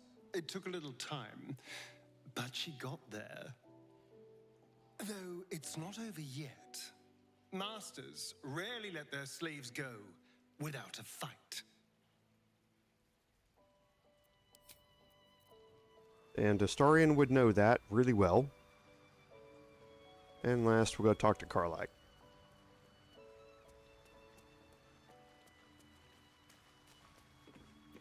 Damn. It can't have been easy for Lae'zel to stand up to Vlaakith like that. But there's nothing that woman can't do. Okay, now you noticed in all of those conversations that we had the options to try and talk about the Emperor's Tadpole. We are definitely going to be doing that. After this encounter that we're about to have, we don't need it. But for the future ones that we're going to be doing, we are. We're going to be front-loading a lot of the powerful enemy encounters here to gear up as much as we can as early as we can. There's a lot of good stuff here and in the lower city, and we want to take advantage of that.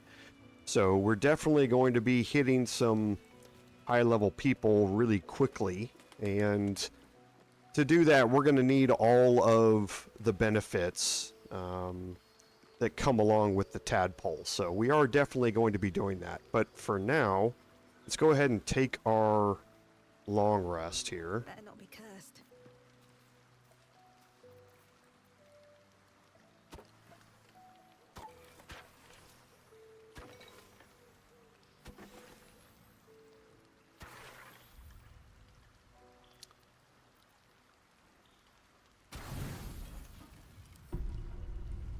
The sleeping blood beast within claws and scratches at your resting mind.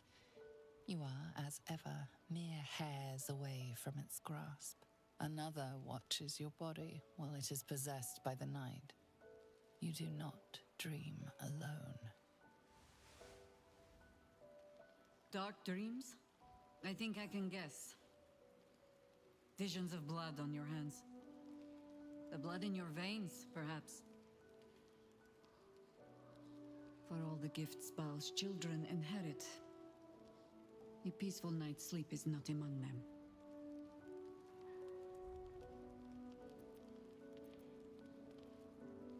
There is one last piece I've been toying with. A terrible and familiar power I've sensed around you for some time. And so I come to ask, what did it take for you to earn that Slayer skin you hide so well?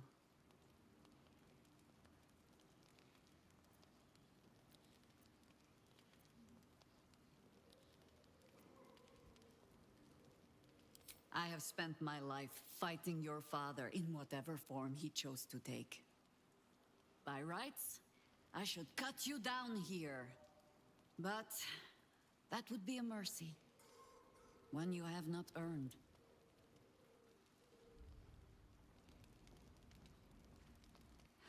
You are twice tainted, yes. But whatever you have done, you might yet serve the good. Whatever its source, the Slayer form is a weapon like any other, and if you mean to master it, I know where you must go. To face the other of your kind, Orin. So long as the other lives, neither of you can claim your full power.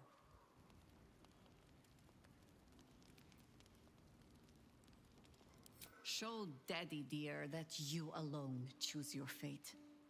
You are a child of Baal, but that need not be all that you are. And when you stand against him, you will not stand alone.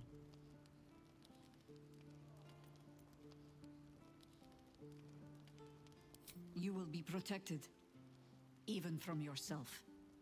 For now, rest. Sleep escapes me, so I might as well take the watch. You rest with the knowledge that you are being watched over, or indeed guarded.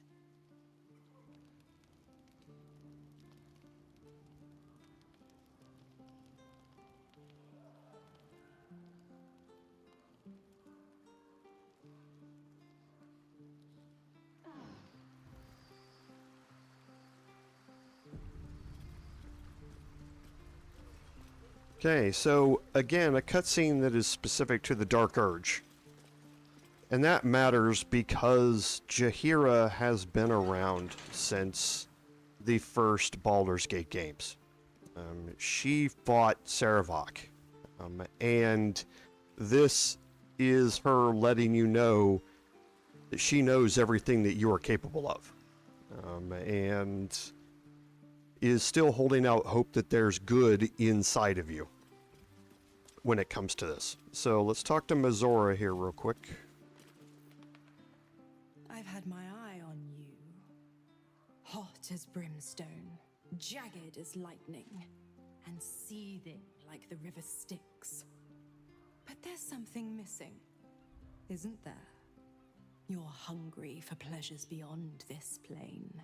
Something more satisfying than mortal flesh, blood, and bone.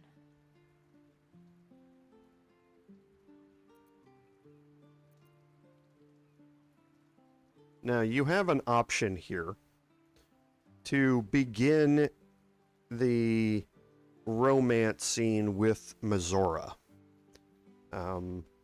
Now, you're going to earn a lot of disappointments from your companions if you do it. But you do have the opportunity. Minthara, who we are currently with, is going to be extraordinarily upset about the whole thing. But obviously Will, Karlach, other people are going to be upset about it as well. But you do have that option here. And if you do, the next time you take a long rest, there will be a cutscene with her and the romance scene with her. Oh, but do hear me out. You want what I have to offer. The ecstasy of agony, the pain of the damned, distilled into pure bliss. Beyond every climax you've known, the little death writ large. Smile, and I'll come to you when you put your head down to rest. I will sate your most forbidden lusts. Or don't, and know the eternal ache of the unknown and the unanswered. And here's the option that will let you do that. Then we'll keep it our little secret. Hand to beating heart. Okay, she doesn't really actually do that. They're going to find out. The same thrills I offer you. Some experiences are better when shared. Dear me, I've overestimated you. Trust me, I shan't be making that mistake again. Ta-ta. And that scene is by far the most non-streamer friendly romance scene to have. So even if I wanted to do it here, I certainly wouldn't do it on stream. That would not play out very well. So now what I'm going to do is talk to Withers. Thy wheel of fate turns ever to the dark. Dost thou require a new ally? Or mayhaps a resurrection instead? Okay, for this, I want to talk about hirelings. And I'm going to recruit a hireling. Impossible. Thy party is full.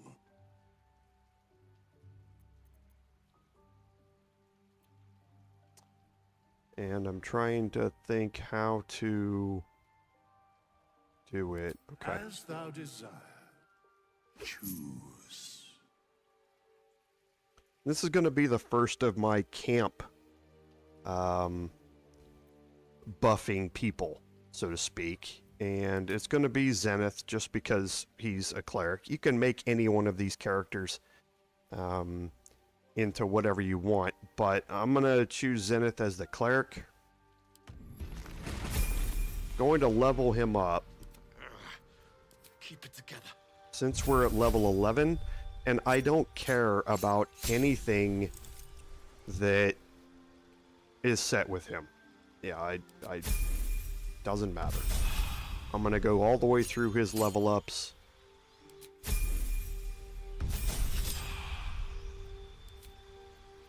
Doesn't matter.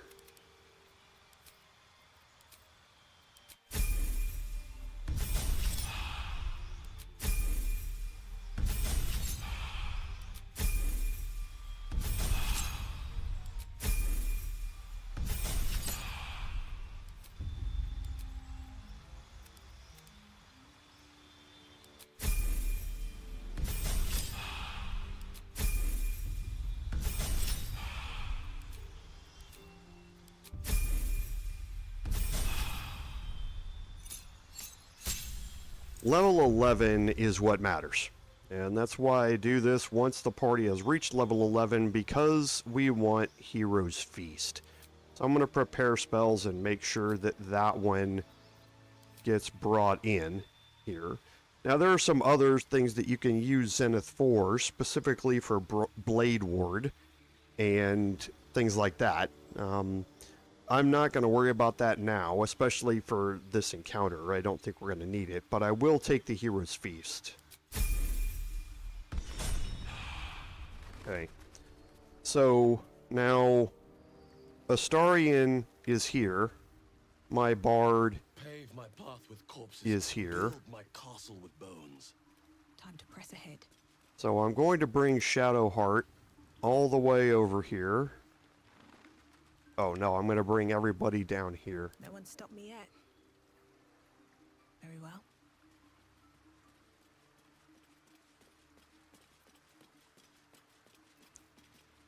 Okay, I'm going to bring Shadowheart down here. I'm going to get her started. Then Astarion. What to do? and then Zenith. We should all get here about the same time, and I can cast Hero's Feast on everybody. Pick up all of the camp supplies. All's well that ends. Then I can talk to Karlach. As bad as it could have. Hey, soldier. Bring Looks her like your back troops all in. trooped up. Let's hop. And now everybody has Hero's Feast. So everybody has increased hit points. Everybody has wisdom throws with advantage, which is going to be important. You can't be frightened or poisoned. And our maximum hit points went up by 12. Okay? You can do this every time that you start off your day. You can start it off by doing this. If not over, then through. So now let's leave camp.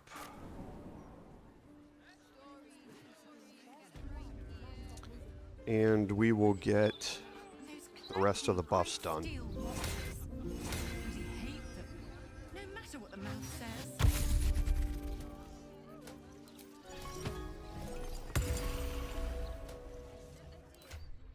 We will take Shadowheart and have her equip the Drake Throat Glaive. I'm still wearing the Deva Mace. I am.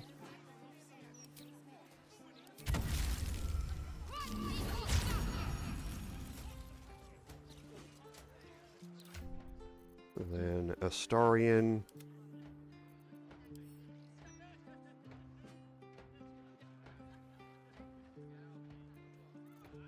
He's getting low on these, so I'm probably going to have to go buy some more. I'll do that off stream.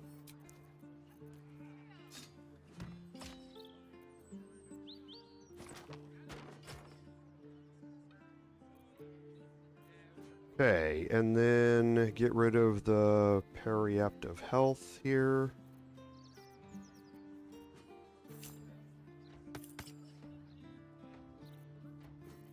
Okay, and I think everybody else is good.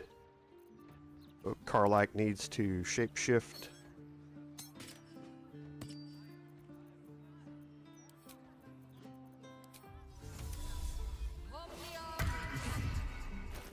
Then she'll need to unequip this and equip it for the bonuses to apply.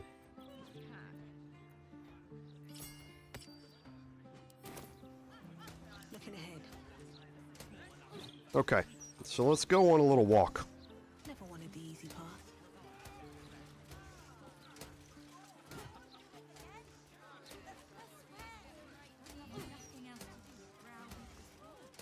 We want to steer clear of the porch here.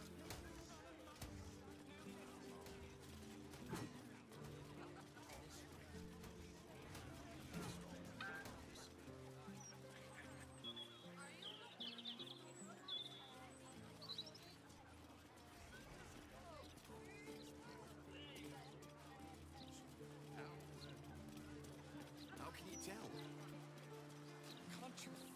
Alright, once we get up here, I want to make one little change. My bard is going to equip...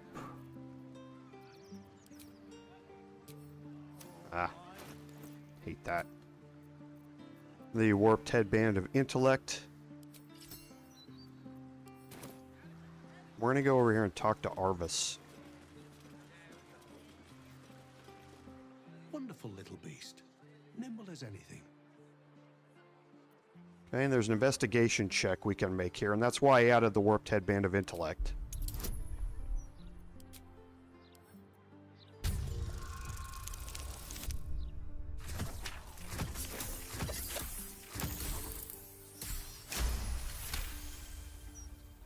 A man of means, judging by his attire. He looks like a merchant or a junior council member. But right now he's without care, entranced by a tree. There was a squirrel in the tree. Marvelous creature. Inquisitive and nut-crazed. Oh, just tired, I suppose. It's been quite a long day. Or at least I think it has. You wouldn't happen to know where I live, would you? I am very pleased to meet your acquaintance. And you are? This is more than a lapse, you sense. Something's been done to the man's memories. And now we have a detect thoughts option here, which also benefits from the warped headband of intellect.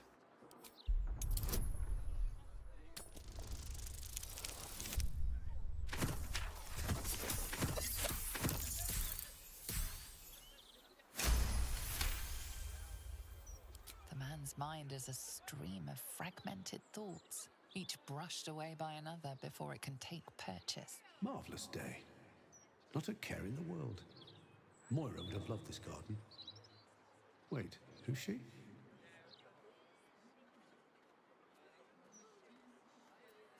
Okay, and now we have a change in the deception option that was here. You can now ask him for money. It's a pretty high DC, so we have about a 50-50 shot here.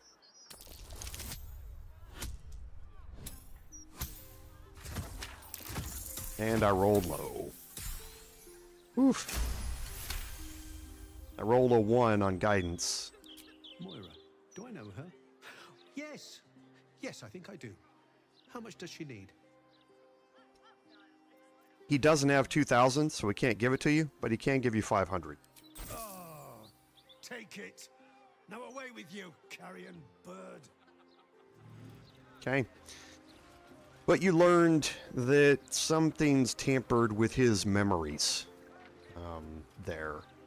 And we now have detect thoughts as a condition until our long rest.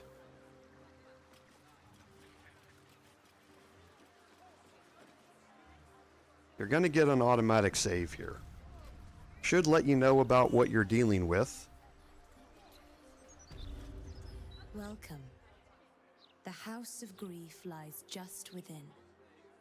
We are here to help.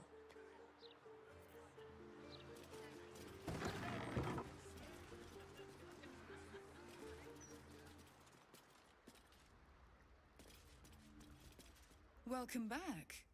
We've been awaiting you, Shadowheart. So, the rumors are true then?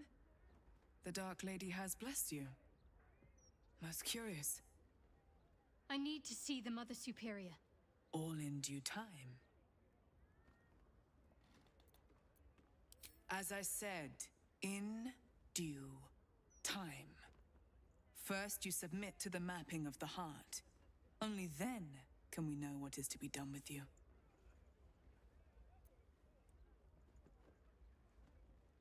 This is the House of Grief. We strive to help those whose hearts have grown heavy, be it with anger, melancholy, grief, or treachery. Submit to the mapping and reveal what lurks in your heart. If you consent, follow me. If you do not, leave. Now, the mapping of the heart is a little special.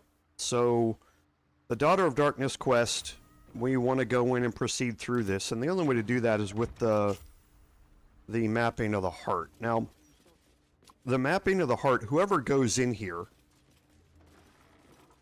and sits on the bench here is going to be mapped. Now, the mapping gives Viconia the ability to cast a spell on you that will allow everybody else to critical hit you. Okay? So, Shadowheart has a special mapping. If she sits down here on the granite bench, she does not have to go through the mapping, but Viconia knows her terrors, her fear of wolves, and she will cast a Heart of the Mapping on her that does the same thing. So the only way to pass through this without getting mapped I need the list of properties donated to us. is by passing a pretty serious investigation check. So we're going to try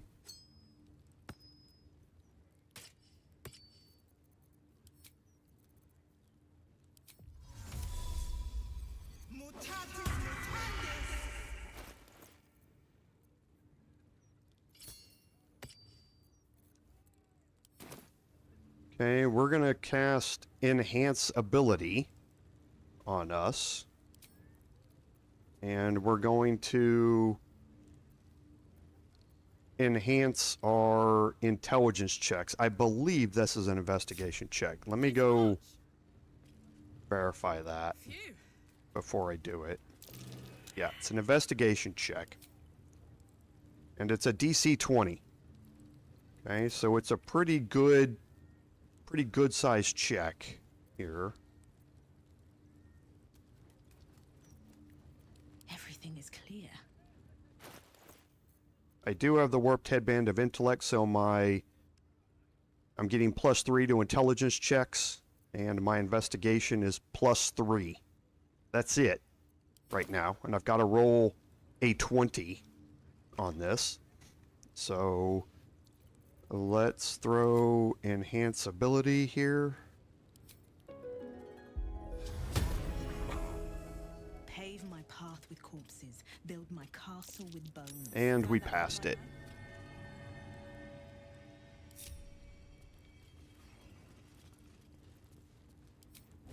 Let's see what you're hiding.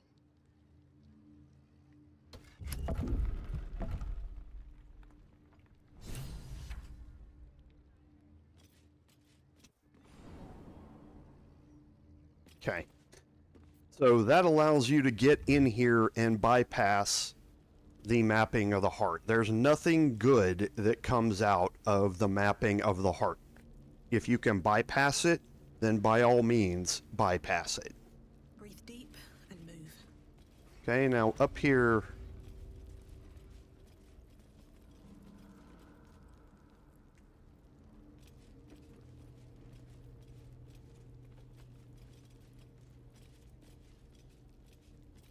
Okay, so here we're going to take Karlach. Go on.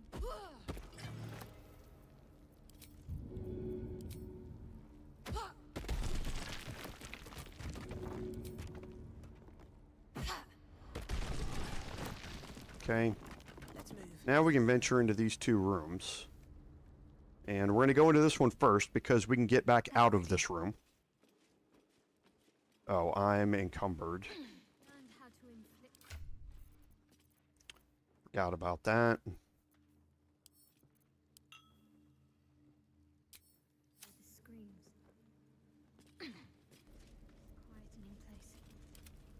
Okay, and we'll have Astarion go do some searching in here. Lady Shar's embrace can soothe all mortal torments. Okay, some crafting ingredients.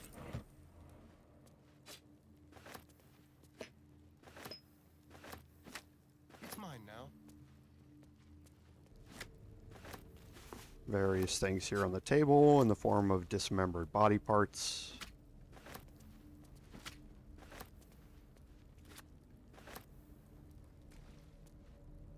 Let's move. I wonder. Clothing of the people that they tortured.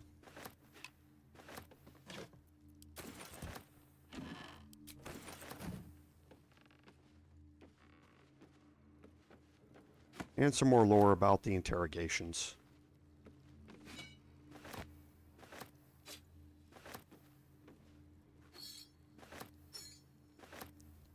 Okay, now Astarion can pick this lock here, but you don't have to. Like I said, you can walk back out of this one. This room, however, you can't walk yourself out of.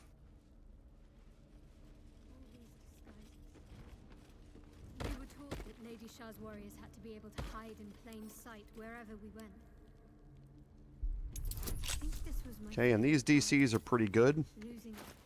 So I'm going to make sure that I put on the smuggler's band, and I'm going to move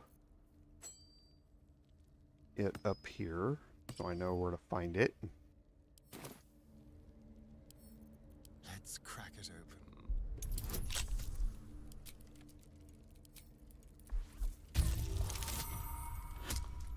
I didn't need to roll a nat 20 right before this encounter. I don't need natural ones popping up during this.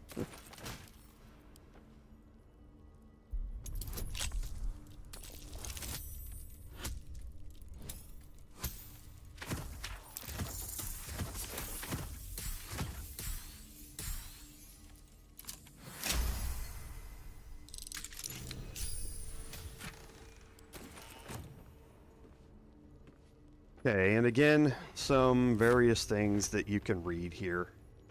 Nothing really advances the storyline as far as the quests go, but there is some good lore and that sort of stuff in here that will advance your understanding of what's happening. We've just all read it before.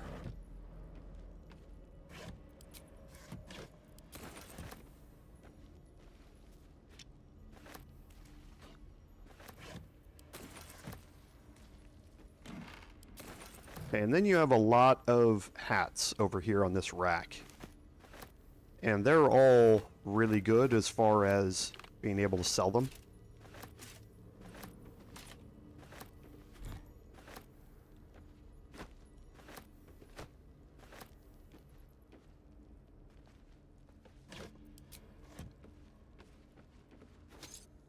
And then back to the last few things here on the table.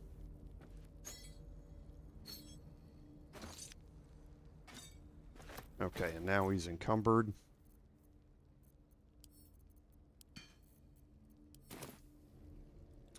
So let's lockpick the door.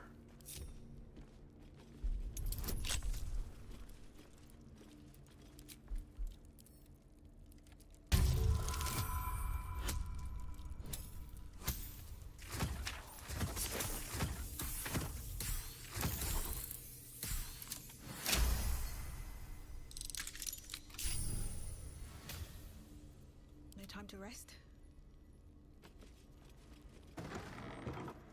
Have I been this way before? I'm ready. Whatever it takes. I should take that. Still breathing. Alright, and then we can enter the Cloister of Somber Embrace. And this is a really cool area. Takes us back to the Sharan Temple in the Grimforge. The Mother Superior raised all of this from nothing, in secret. It took years. And I'm going to put everybody into hiding here. I'm going to break the group. Now with Shadowheart, I'm going to make sure that she has Sanctuary.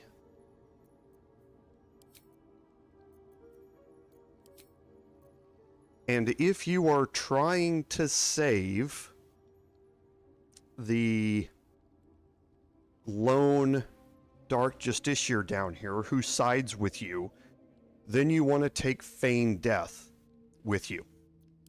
Okay. There's something else I want to have on me just in case. Because I'm going to explain something in how this works when I get down here. You do not have to save the Dark Justiciar. It's much, much easier if you don't try and save the Dark Justiciar down here. On my personal playthrough, I saved her, and then she turned hostile later. So I had to kill her, and she's worth 510 XP. So she's the same as a Steel Watcher. So it's worth a lot of XP to save her and then kill her, as opposed to letting the enemies kill her and you don't get any of that XP.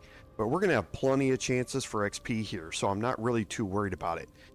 there's no achievement or storyline benefit or anything like that. Even if you don't turn her hostile, if she stays with you and you take over the cloister, there's no benefit to it. Keep going. The Mother Superior's expecting you. Mother Superior will deal with you. And he's going to turn around and head through the stone door.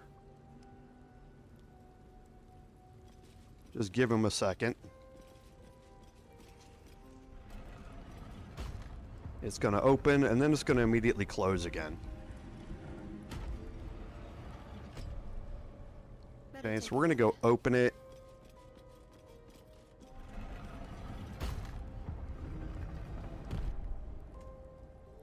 We're going to get a save.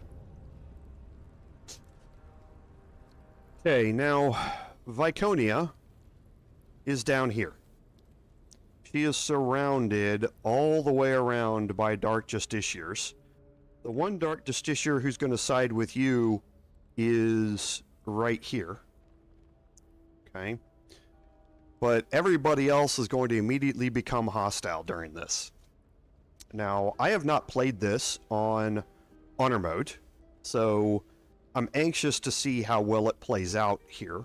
But I'm not going to take any chances with this. I'm going to cheese the absolute living hell out of this. And as part of that, I want to look at something. Okay, so I do not have Hunger of Hadar available to me.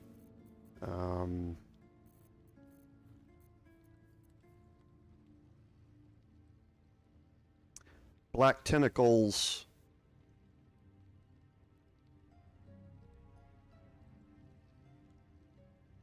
I could do that, I guess.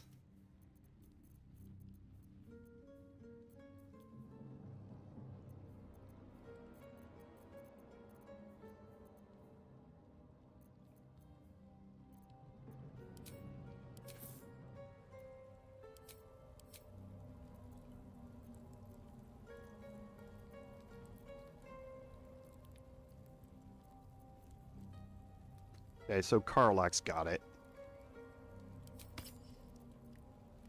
We'll equip it on Shadowheart for now.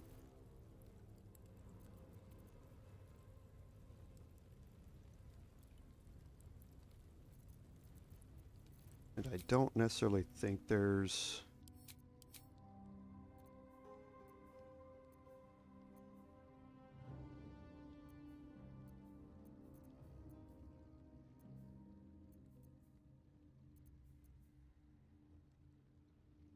I don't want to do this.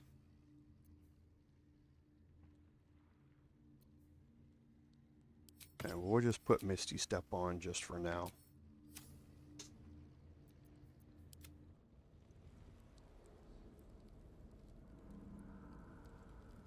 Is Bard's Black Tentacles concentration? It is.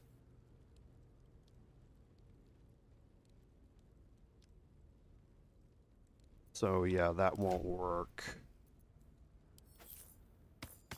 I'll swap those back. Forgot about that. Don't want to be doubling up my concentration, because she's going to be concentrating on something else. Okay, so, and we'll save now. So the easiest way to play this... This way. There's Viconia, and you see everybody else. Okay, they are everywhere around here. Now, as soon as Shadowheart steps down here to the end, that's when the cutscene's going to trigger. So, what you want to do is, before you get down there, you want to trigger Sanctuary and cast it on Shadowheart. That way, no one's going to be able to directly target her. Now, there's a problem with Viconia, and that Viconia is able to target her with something, with a specific spell that she shouldn't probably be able to target her with. But we're going to hope that Shadowheart with her alert feat is able to roll in front of everybody. Okay? Now, what you would also do is, before you go down there, right, you stand right here and you prep, you cast Sanctuary on yourself, and then you immediately drink a potion of speed while you are in turn-based mode. Then you exit turn-based mode and move forward and trigger the cutscene. That way you don't lose any of the timers on them, and now you have 2 actions. And what you can do is cast Feign Death on Crusader Nightmist here, and move yourself up here. Most people are going to focus on coming towards you, but there are going to be several that are going to want to attack Nightmist, and that gives her resistance to all damage types, because nobody down here does psychic. And then when everybody moves towards you, you're standing right here, and everybody is literally around you.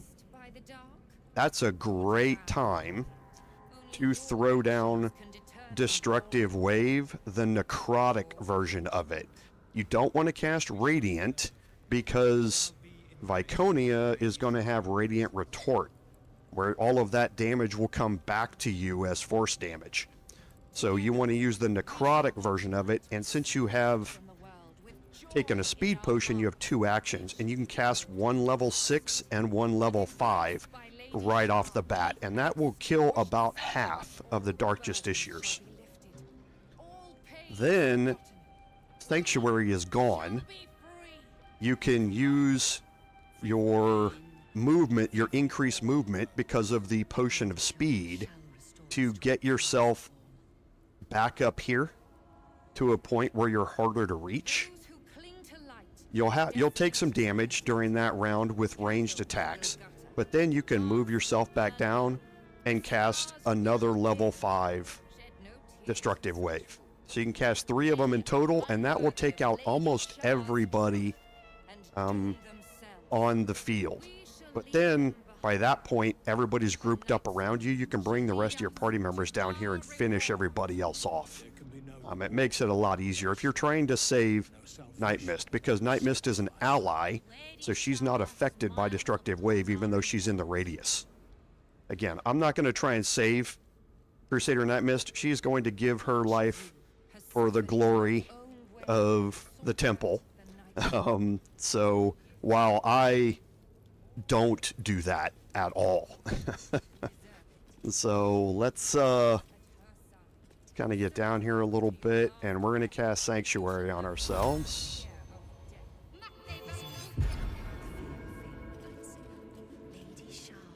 I thought you might try to flee rather than face us. Perhaps you are braver than I thought, or more arrogant than even I can fathom. No matter. You are here now to face the Dark Lady's judgment before a gathering of your peers. Give the artifact, and perhaps we will be merciful. No. Lady Shar has chosen me to cleanse her ranks. You no longer have her blessing. Nonsense. Ravings. You've strayed, girl. You've failed Lady Shar's mission and allowed ambition to rot your mind. But please, continue. Dig your own grave. It shall make for a fine lesson to all gathered before us. I survived the gauntlet of Shar. I sacrificed Seluna's own daughter. I am your rightful leader. I shall stand with you. So be it. A traitor's end awaits you all. These are the desperate lies of trapped vermin. Nothing more. You are moonsick, girl. A true lunatic. The threat of the Absolute is upon you all. And Viconia is not fit to lead you. The Absolute will be dealt with as soon as I prize the artifact from your cold fingers. It seems seems your gambit is failing, girl. It would have been better if you had stayed away. Stayed hidden.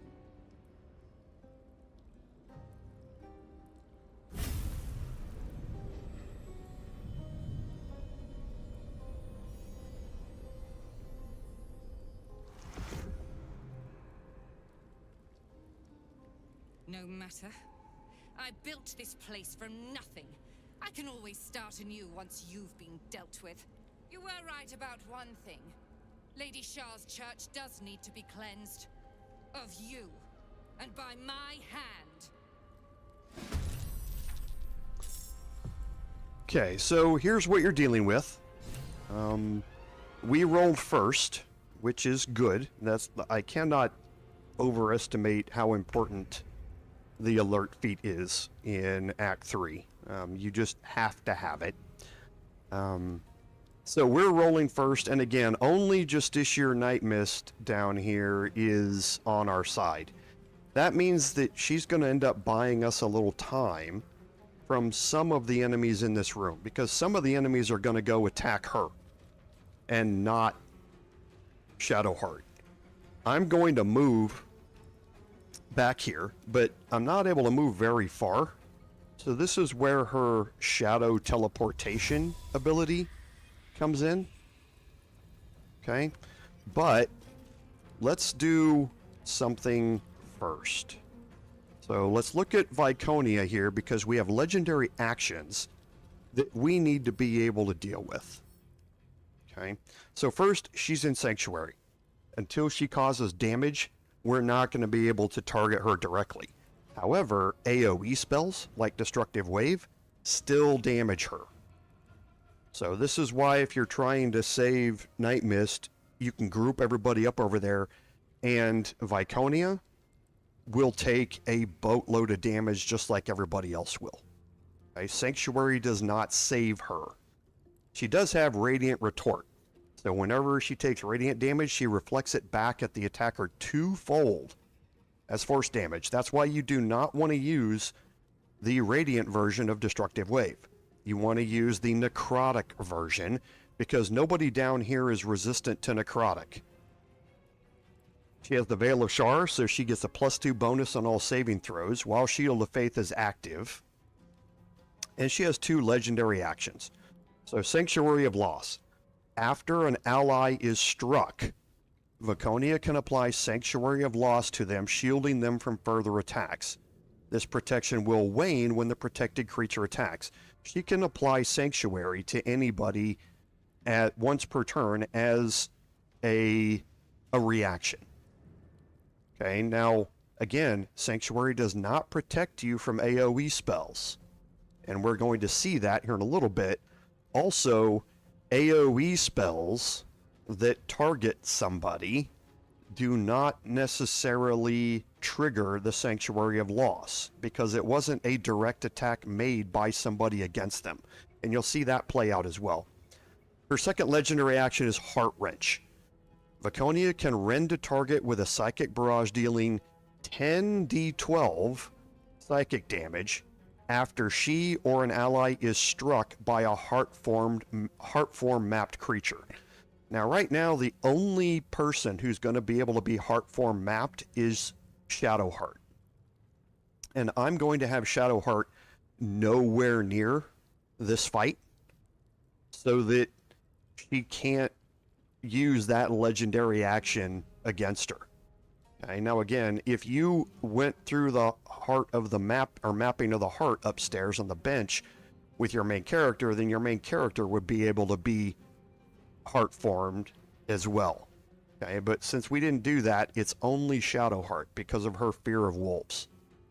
So she has some other things here that go along with it. With Spell Guard, she has advantage on saving throws against spells, and spell attack rolls have disadvantage. She has Shar and Veil, which we talked about. Shar's Umbre, so while she's obscured, she has advantage on stealth checks.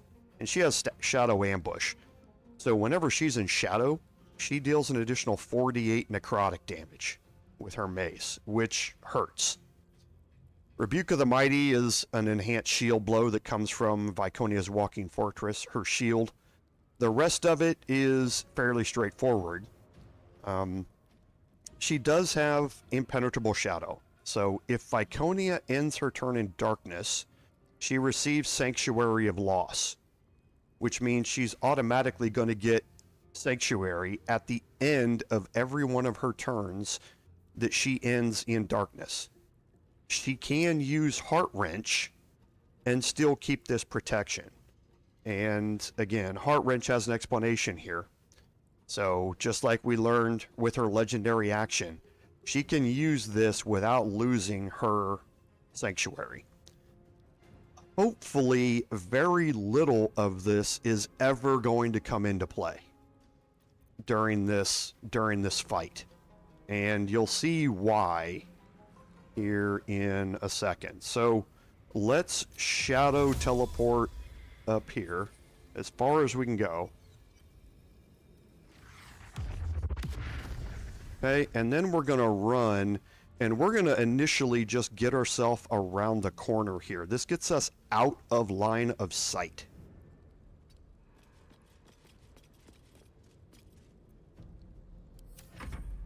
I am Lady Shar's instrument. You can't win. Oh, nice hit. Viconia took some huge damage there from Night Mist. She has the... she's a fighter, and she has the riposte Battlemaster trait. So whenever somebody hits her, she can use one of her superiority die to respond. She did, and she got a crit against Viconia.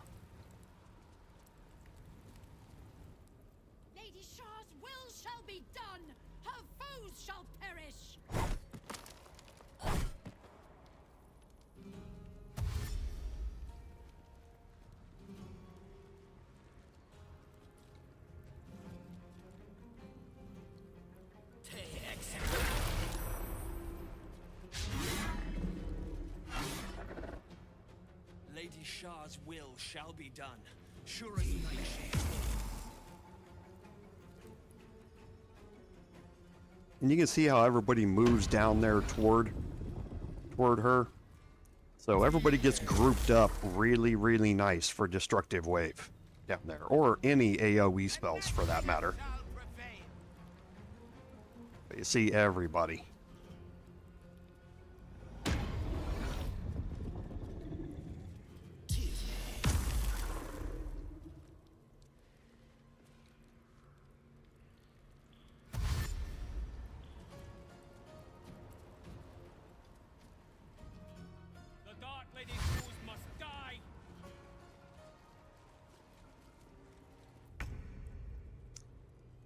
So, like I say, at this point, if you're in here, normally I stand right here. If you're here, Destructive Wave is going to get everybody here. Everybody is within range of it. And you will kill. The first one will take everybody down to half. Those who make their saving throw will be at a third or a quarter. The second time you cast it, it will kill about a quarter of the people out there. Then when you run away back here, you're going to have to weather the attacks from a couple of guards, but these two I think have to dash to get to you. It's mostly the spells, the Bone Chill from the Fidelians that you have to worry about. And then your next turn, you move right back down here in the middle of everybody again, cast that last Destructive Wave, and it kills 2/3 of the people down here. Everybody's focused on you, and you can march your other party members down here and just clean everybody up. It's a very, very effective way to do it, but it is a lot more risky than the way I'm doing it right now. So, like I say, I'm not even going to entertain this. You know, this type of thing. Now, she's probably going to get killed by Viconia right off. So I want to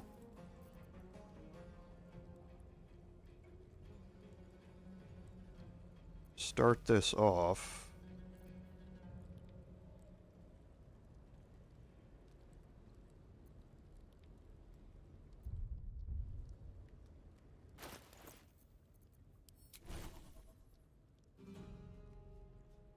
Okay, and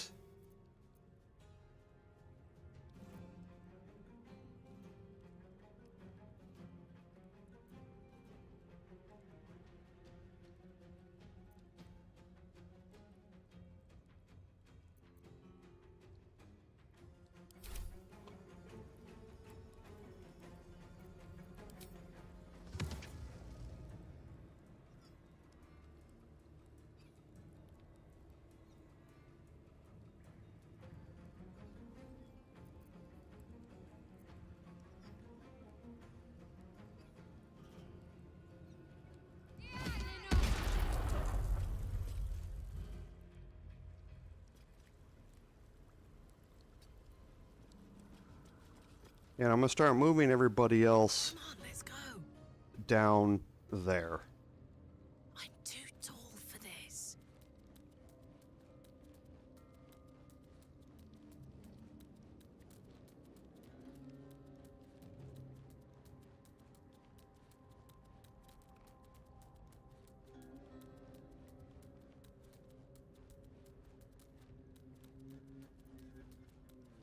Quietly now. Gently.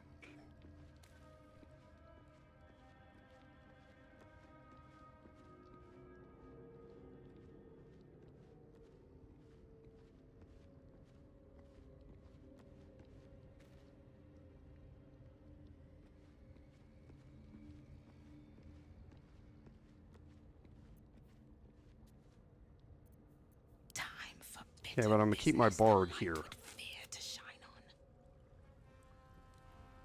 Okay, and now with Shadowheart, I'm gonna cast Sanctuary on myself once people get a little closer here, because I don't want her concentration to be broken. Actually, I might as well do it now. Oh yeah, I can't, because Sanctuary is on block. Fighting is futile. The darkness awaits you. Okay, so now everybody's gonna start moving toward me.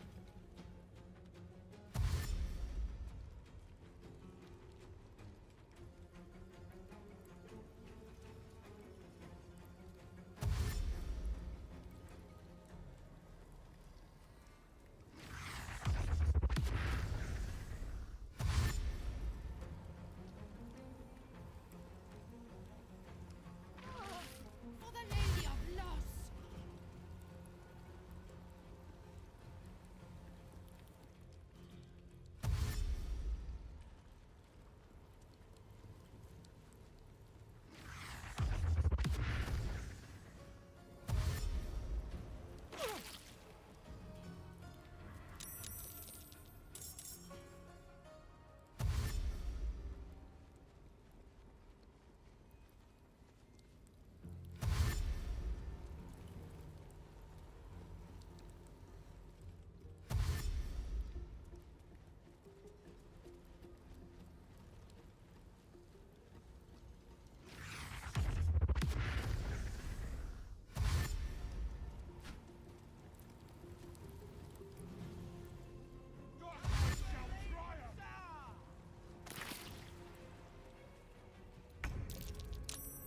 Okay, and now I'm going to start clogging this up even more here.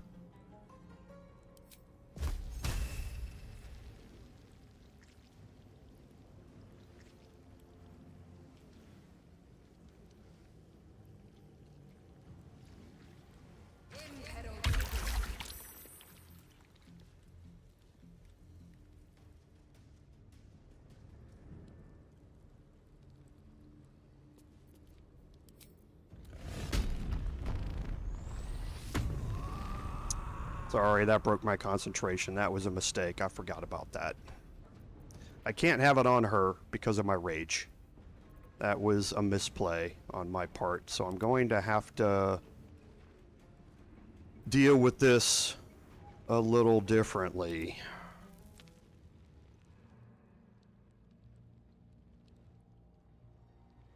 Should mind my step. But I can still do a couple of things here.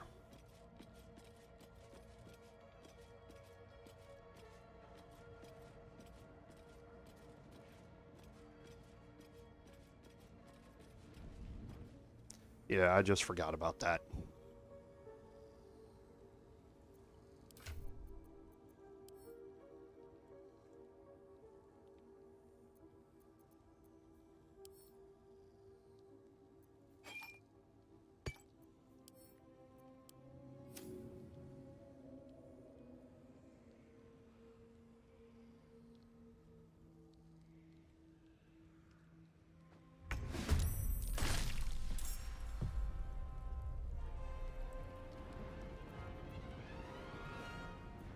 Let's have some carnage. Okay, and Astarian.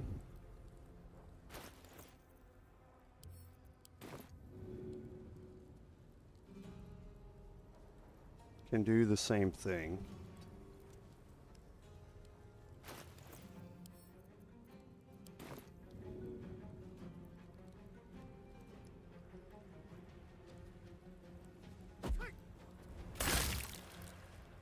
Why didn't that go all the way down there?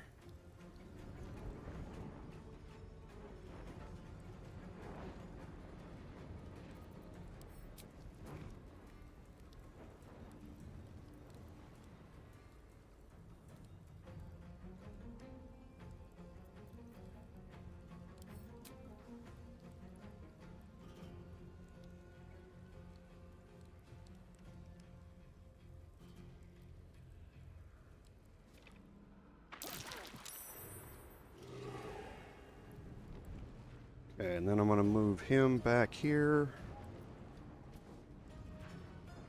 Let's go.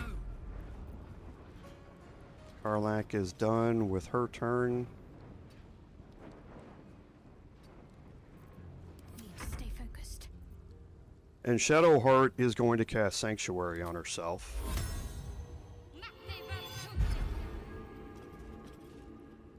And kind of wait this out. And see what we might need to use her for. She still has 2 high-power destructive waves left. This area is not lit up. So once they get far enough up the stairs, they can shadow teleport into this area. So at that time, once that's happened, I may want to bring her in to throw down a destructive wave. But right now, Viconia is still... Well, she moved, but she went invisible somewhere down here. So we'll kind of wait and see where she is and how this is going to play out. One thing I can do with her, though, is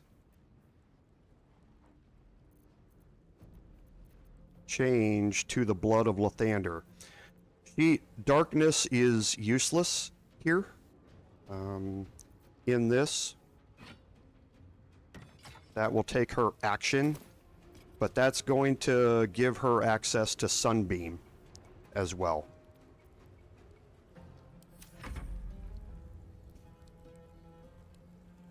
So Viconia is now moving up.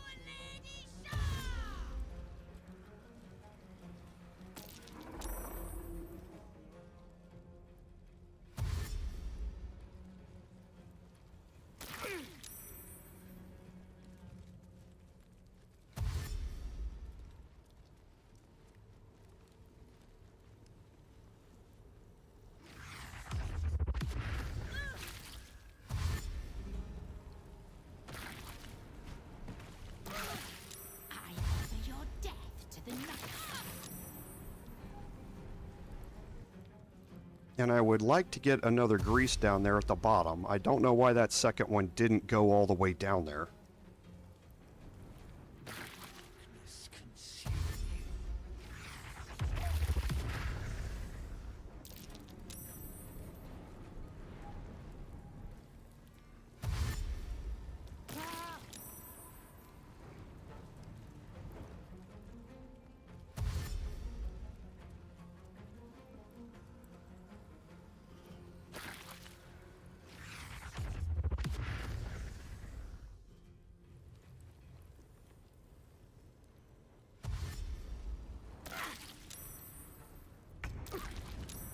Okay, so now, boy, they are all just really lined up for me here. Talk to me.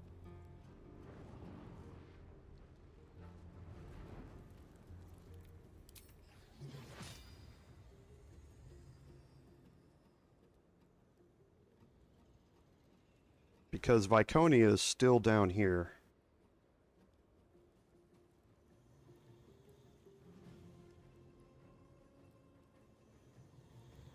I would really like to get this off, but I should have waited.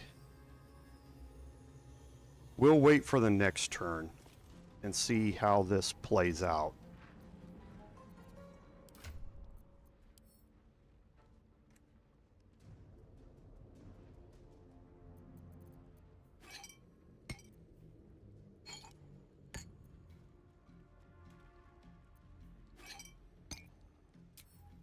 Sometimes the only way out is through. Let's get Astarion first. Let's see if we can get him out here a little ways. Yes, here. And see if he can throw farther down here. There, the path is not interrupted there.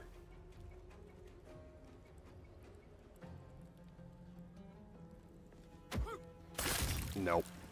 For some reason, there's some invisible wall or something there that the grease bottles can't get past. I'm really not liking that.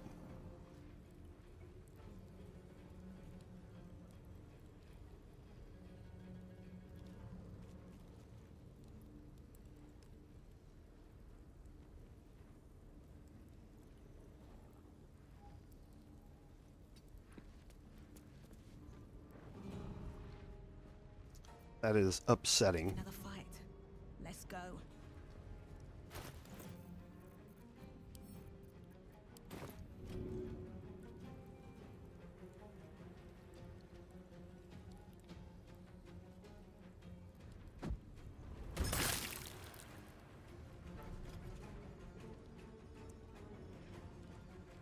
Okay.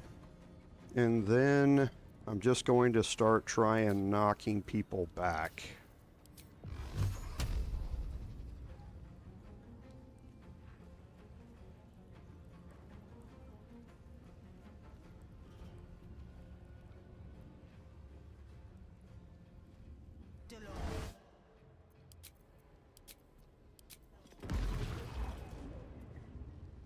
Okay. What's this? Karlach's just going to pop out and throw against whoever, probably this one right here.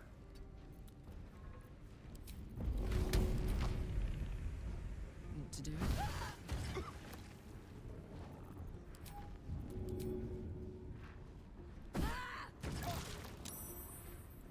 Let's see if we can get her knocked out. Perfect. Get her back in cover.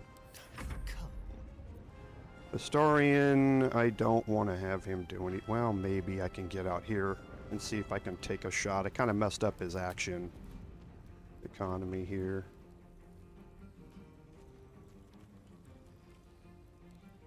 So I can get a shot here.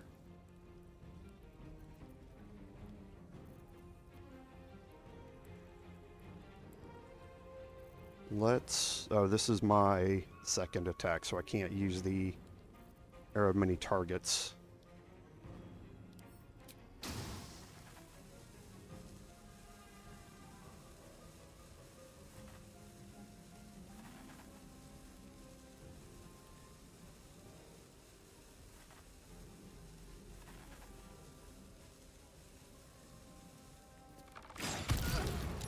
And they all saved.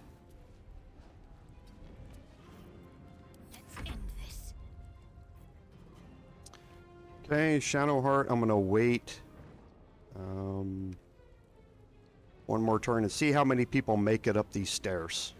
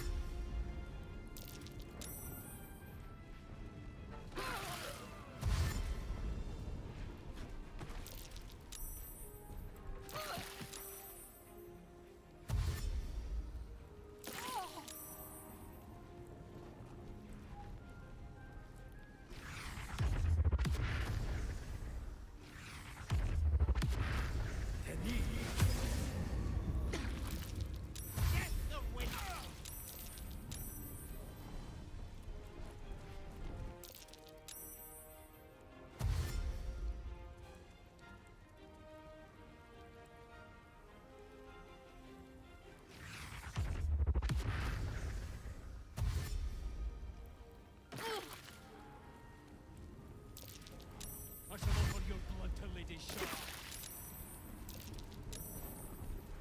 Shar. Everybody's saving against the grease.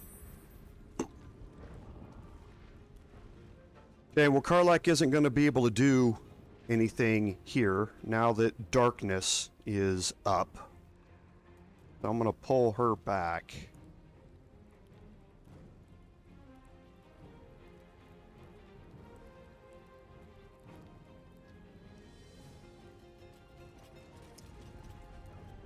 Actually,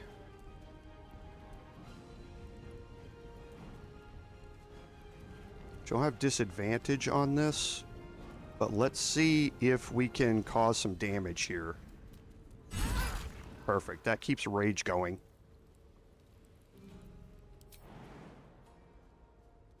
I don't care about the attack of opportunity.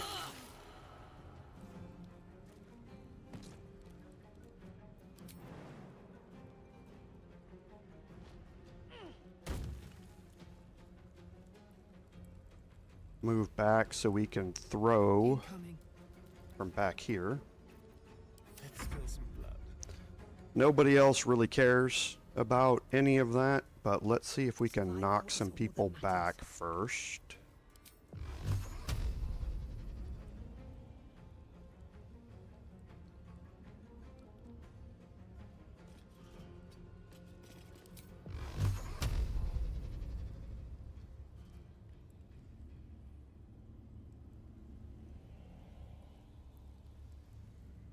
Can't be knocked back there. Can't be knocked back there. So instead, let's do this.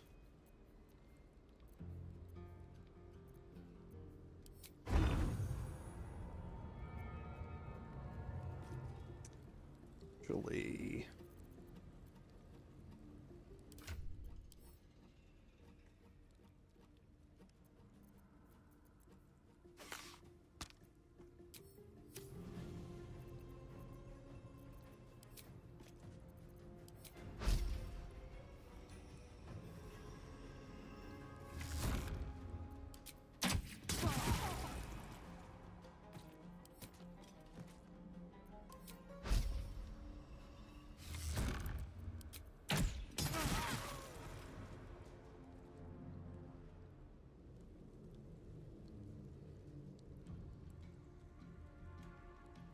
yeah, we'll move up here and start taking hits.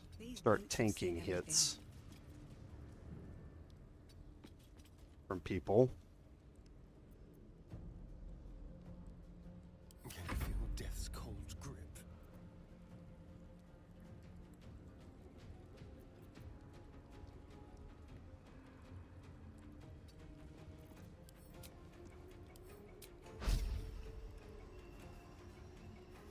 Oh, yep. Oh no, I forgot. I put it up there for a reason, and I forgot. That's going to take his action. With finesse. Stupid. I've messed up the prep for this in many different ways. Okay, and I'm going to wait one more turn. They're going to be on the grease. Their movement's cut down. So I think one more turn, and then I'll move everybody out of the pathway and shoot down the middle. Because they're going to be able to shadow step up here now.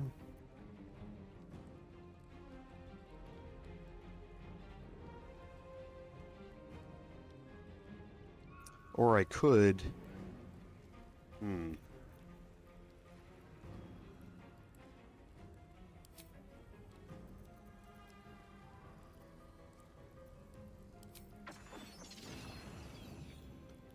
Could do this. This is getting a little dangerous. Got to move. I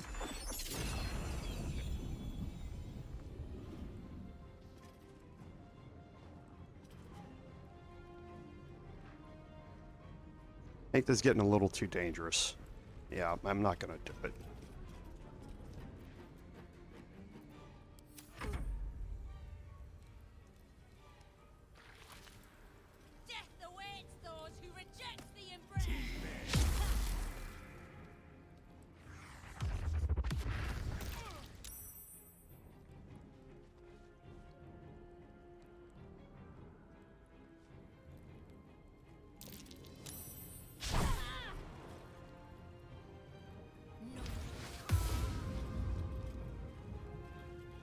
Why is Shadowheart? Oh, yeah, she can't. She took... Right.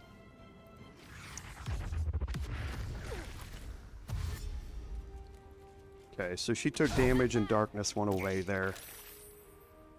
Shadowheart's able to see in darkness because of the staff, or the spear, and she took it off because of Sunbeam.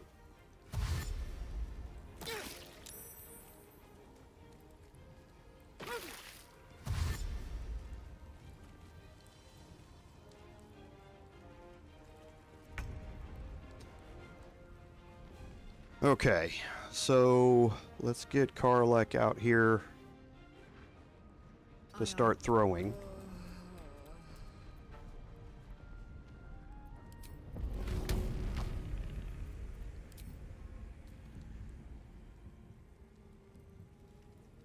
Now's a perfect time for Nyrolna. Got it.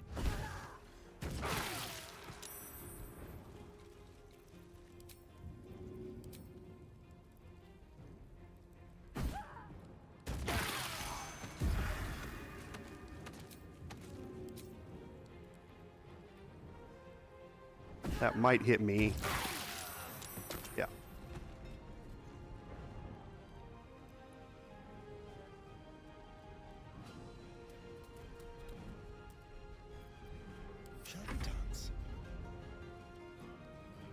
Okay, for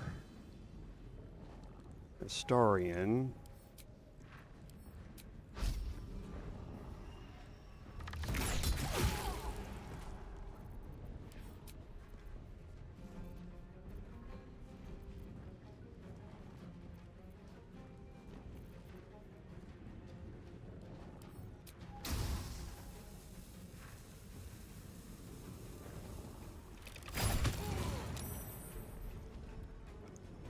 Okay, so he went invisible. Get him back out of the way. My faith will protect me. My bard. I won't give in. 6, 11.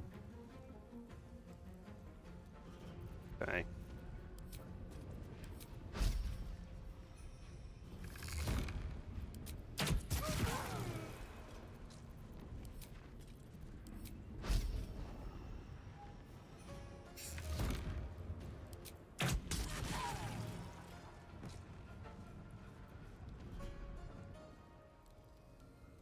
Alright, so we're doing good here. I'm gonna move my bard out of line of sight. Got to keep fighting.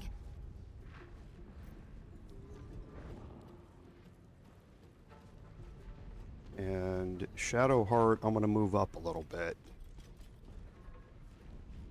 Moving.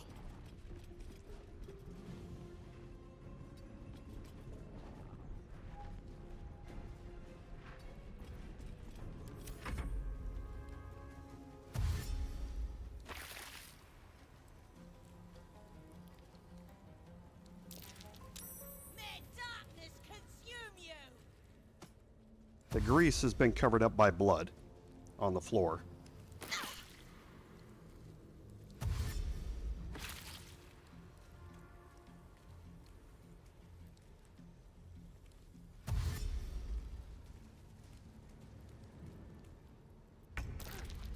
Okay. So we'll get some more Karlach action here. I want to get half of her movement. Jimmy on the go. We'll enrage throw Nyrolna.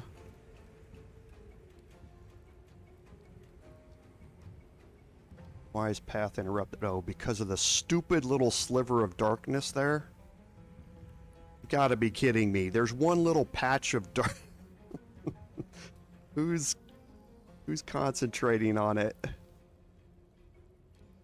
I don't even know where that came from. Great. Okay. I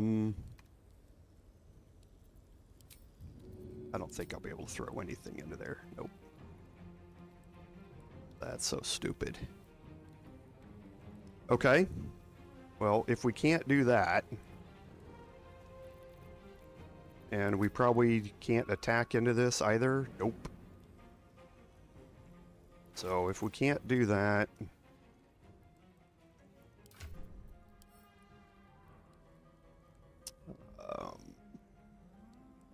actually...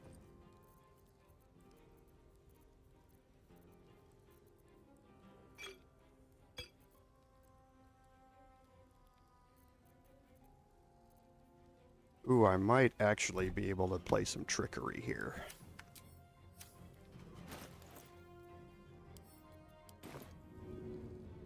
If I throw this here, I can pull them all out of it.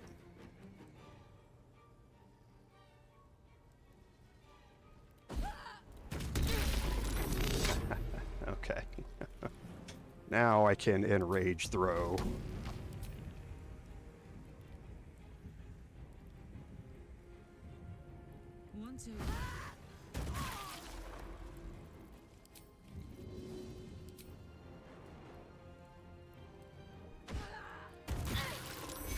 Alright.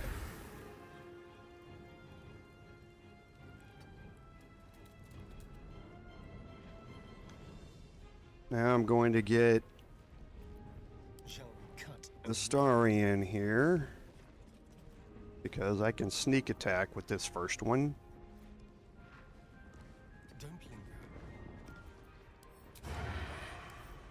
I can't target her. Oh, I can. She's not in the sanctuary anymore.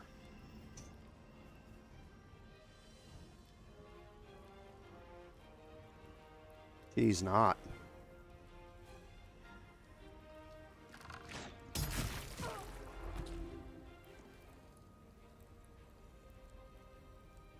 And he passed his stealth check. Okay.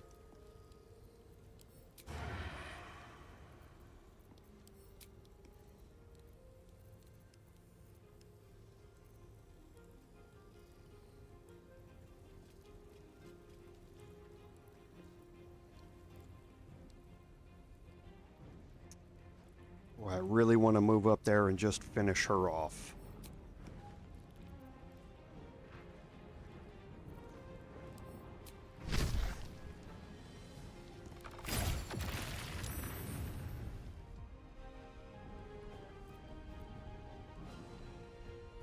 Heating up.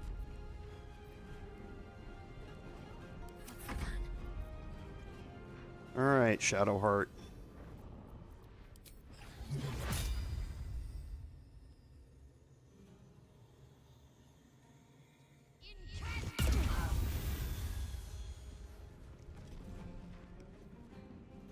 So Viconia's got 3 hit points left.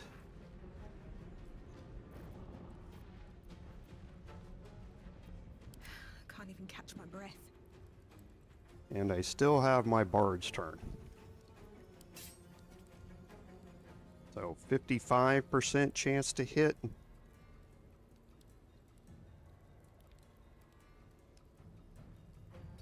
Oh, she's got the reaction. That's why darkness and blood comes up, is because of her reaction.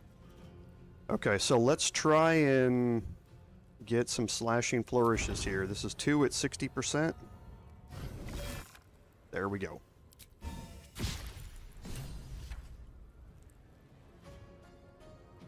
The last person is here.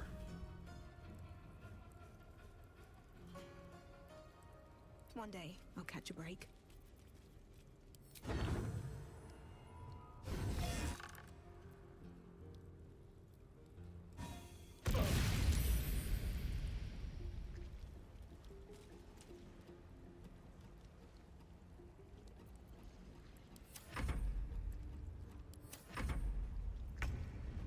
She's paralyzed. Go for the throat.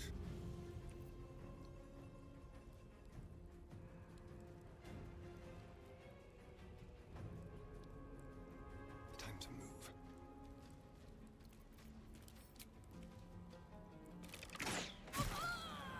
Outstanding. I have such a headache. Okay, so we're going to wait for these darknesses to go away, and we're going to talk to Viconia here. So you think you have won? Time will tell. Far easier to claim something than hold on to it. They will turn on you in time. When you hear the whispers and see the blades drawn. Remember my face. I won't remember you at all. Nobody will. Kill her or turn her loose. It doesn't matter. She's finished either way. Now you have an option on what to do with Viconia here, and this is going to be the last thing that we do in the stream today. Do have to get ready for the Dragon Age stream coming up here in 45 minutes. If you remember, well, some of you might not remember, Viconia was a party member. She was able to be recruited into your party in Baldur's Gate and Baldur's Gate 2. You could romance her. You could actually go through a series of dialogues if you played it right and turn her into a true neutral character at the end of Baldur's Gate 2. If you save her here, you get approval from Jaheira, because Jaheira was part of those games and that party as well, so she's familiar with who Viconia is. Viconia has obviously changed in the 100 years since those games, and there is no benefit, one way or the other, of killing her or letting her go, other than the approval from Jaheira. However, if you let her go, you're going to miss out on one of the best items in the game, so we're going to kill Viconia here.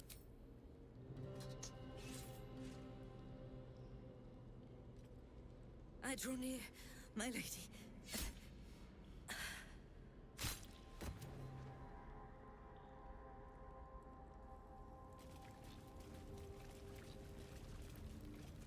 All right, and you can see why they call this the Stairway of Doom.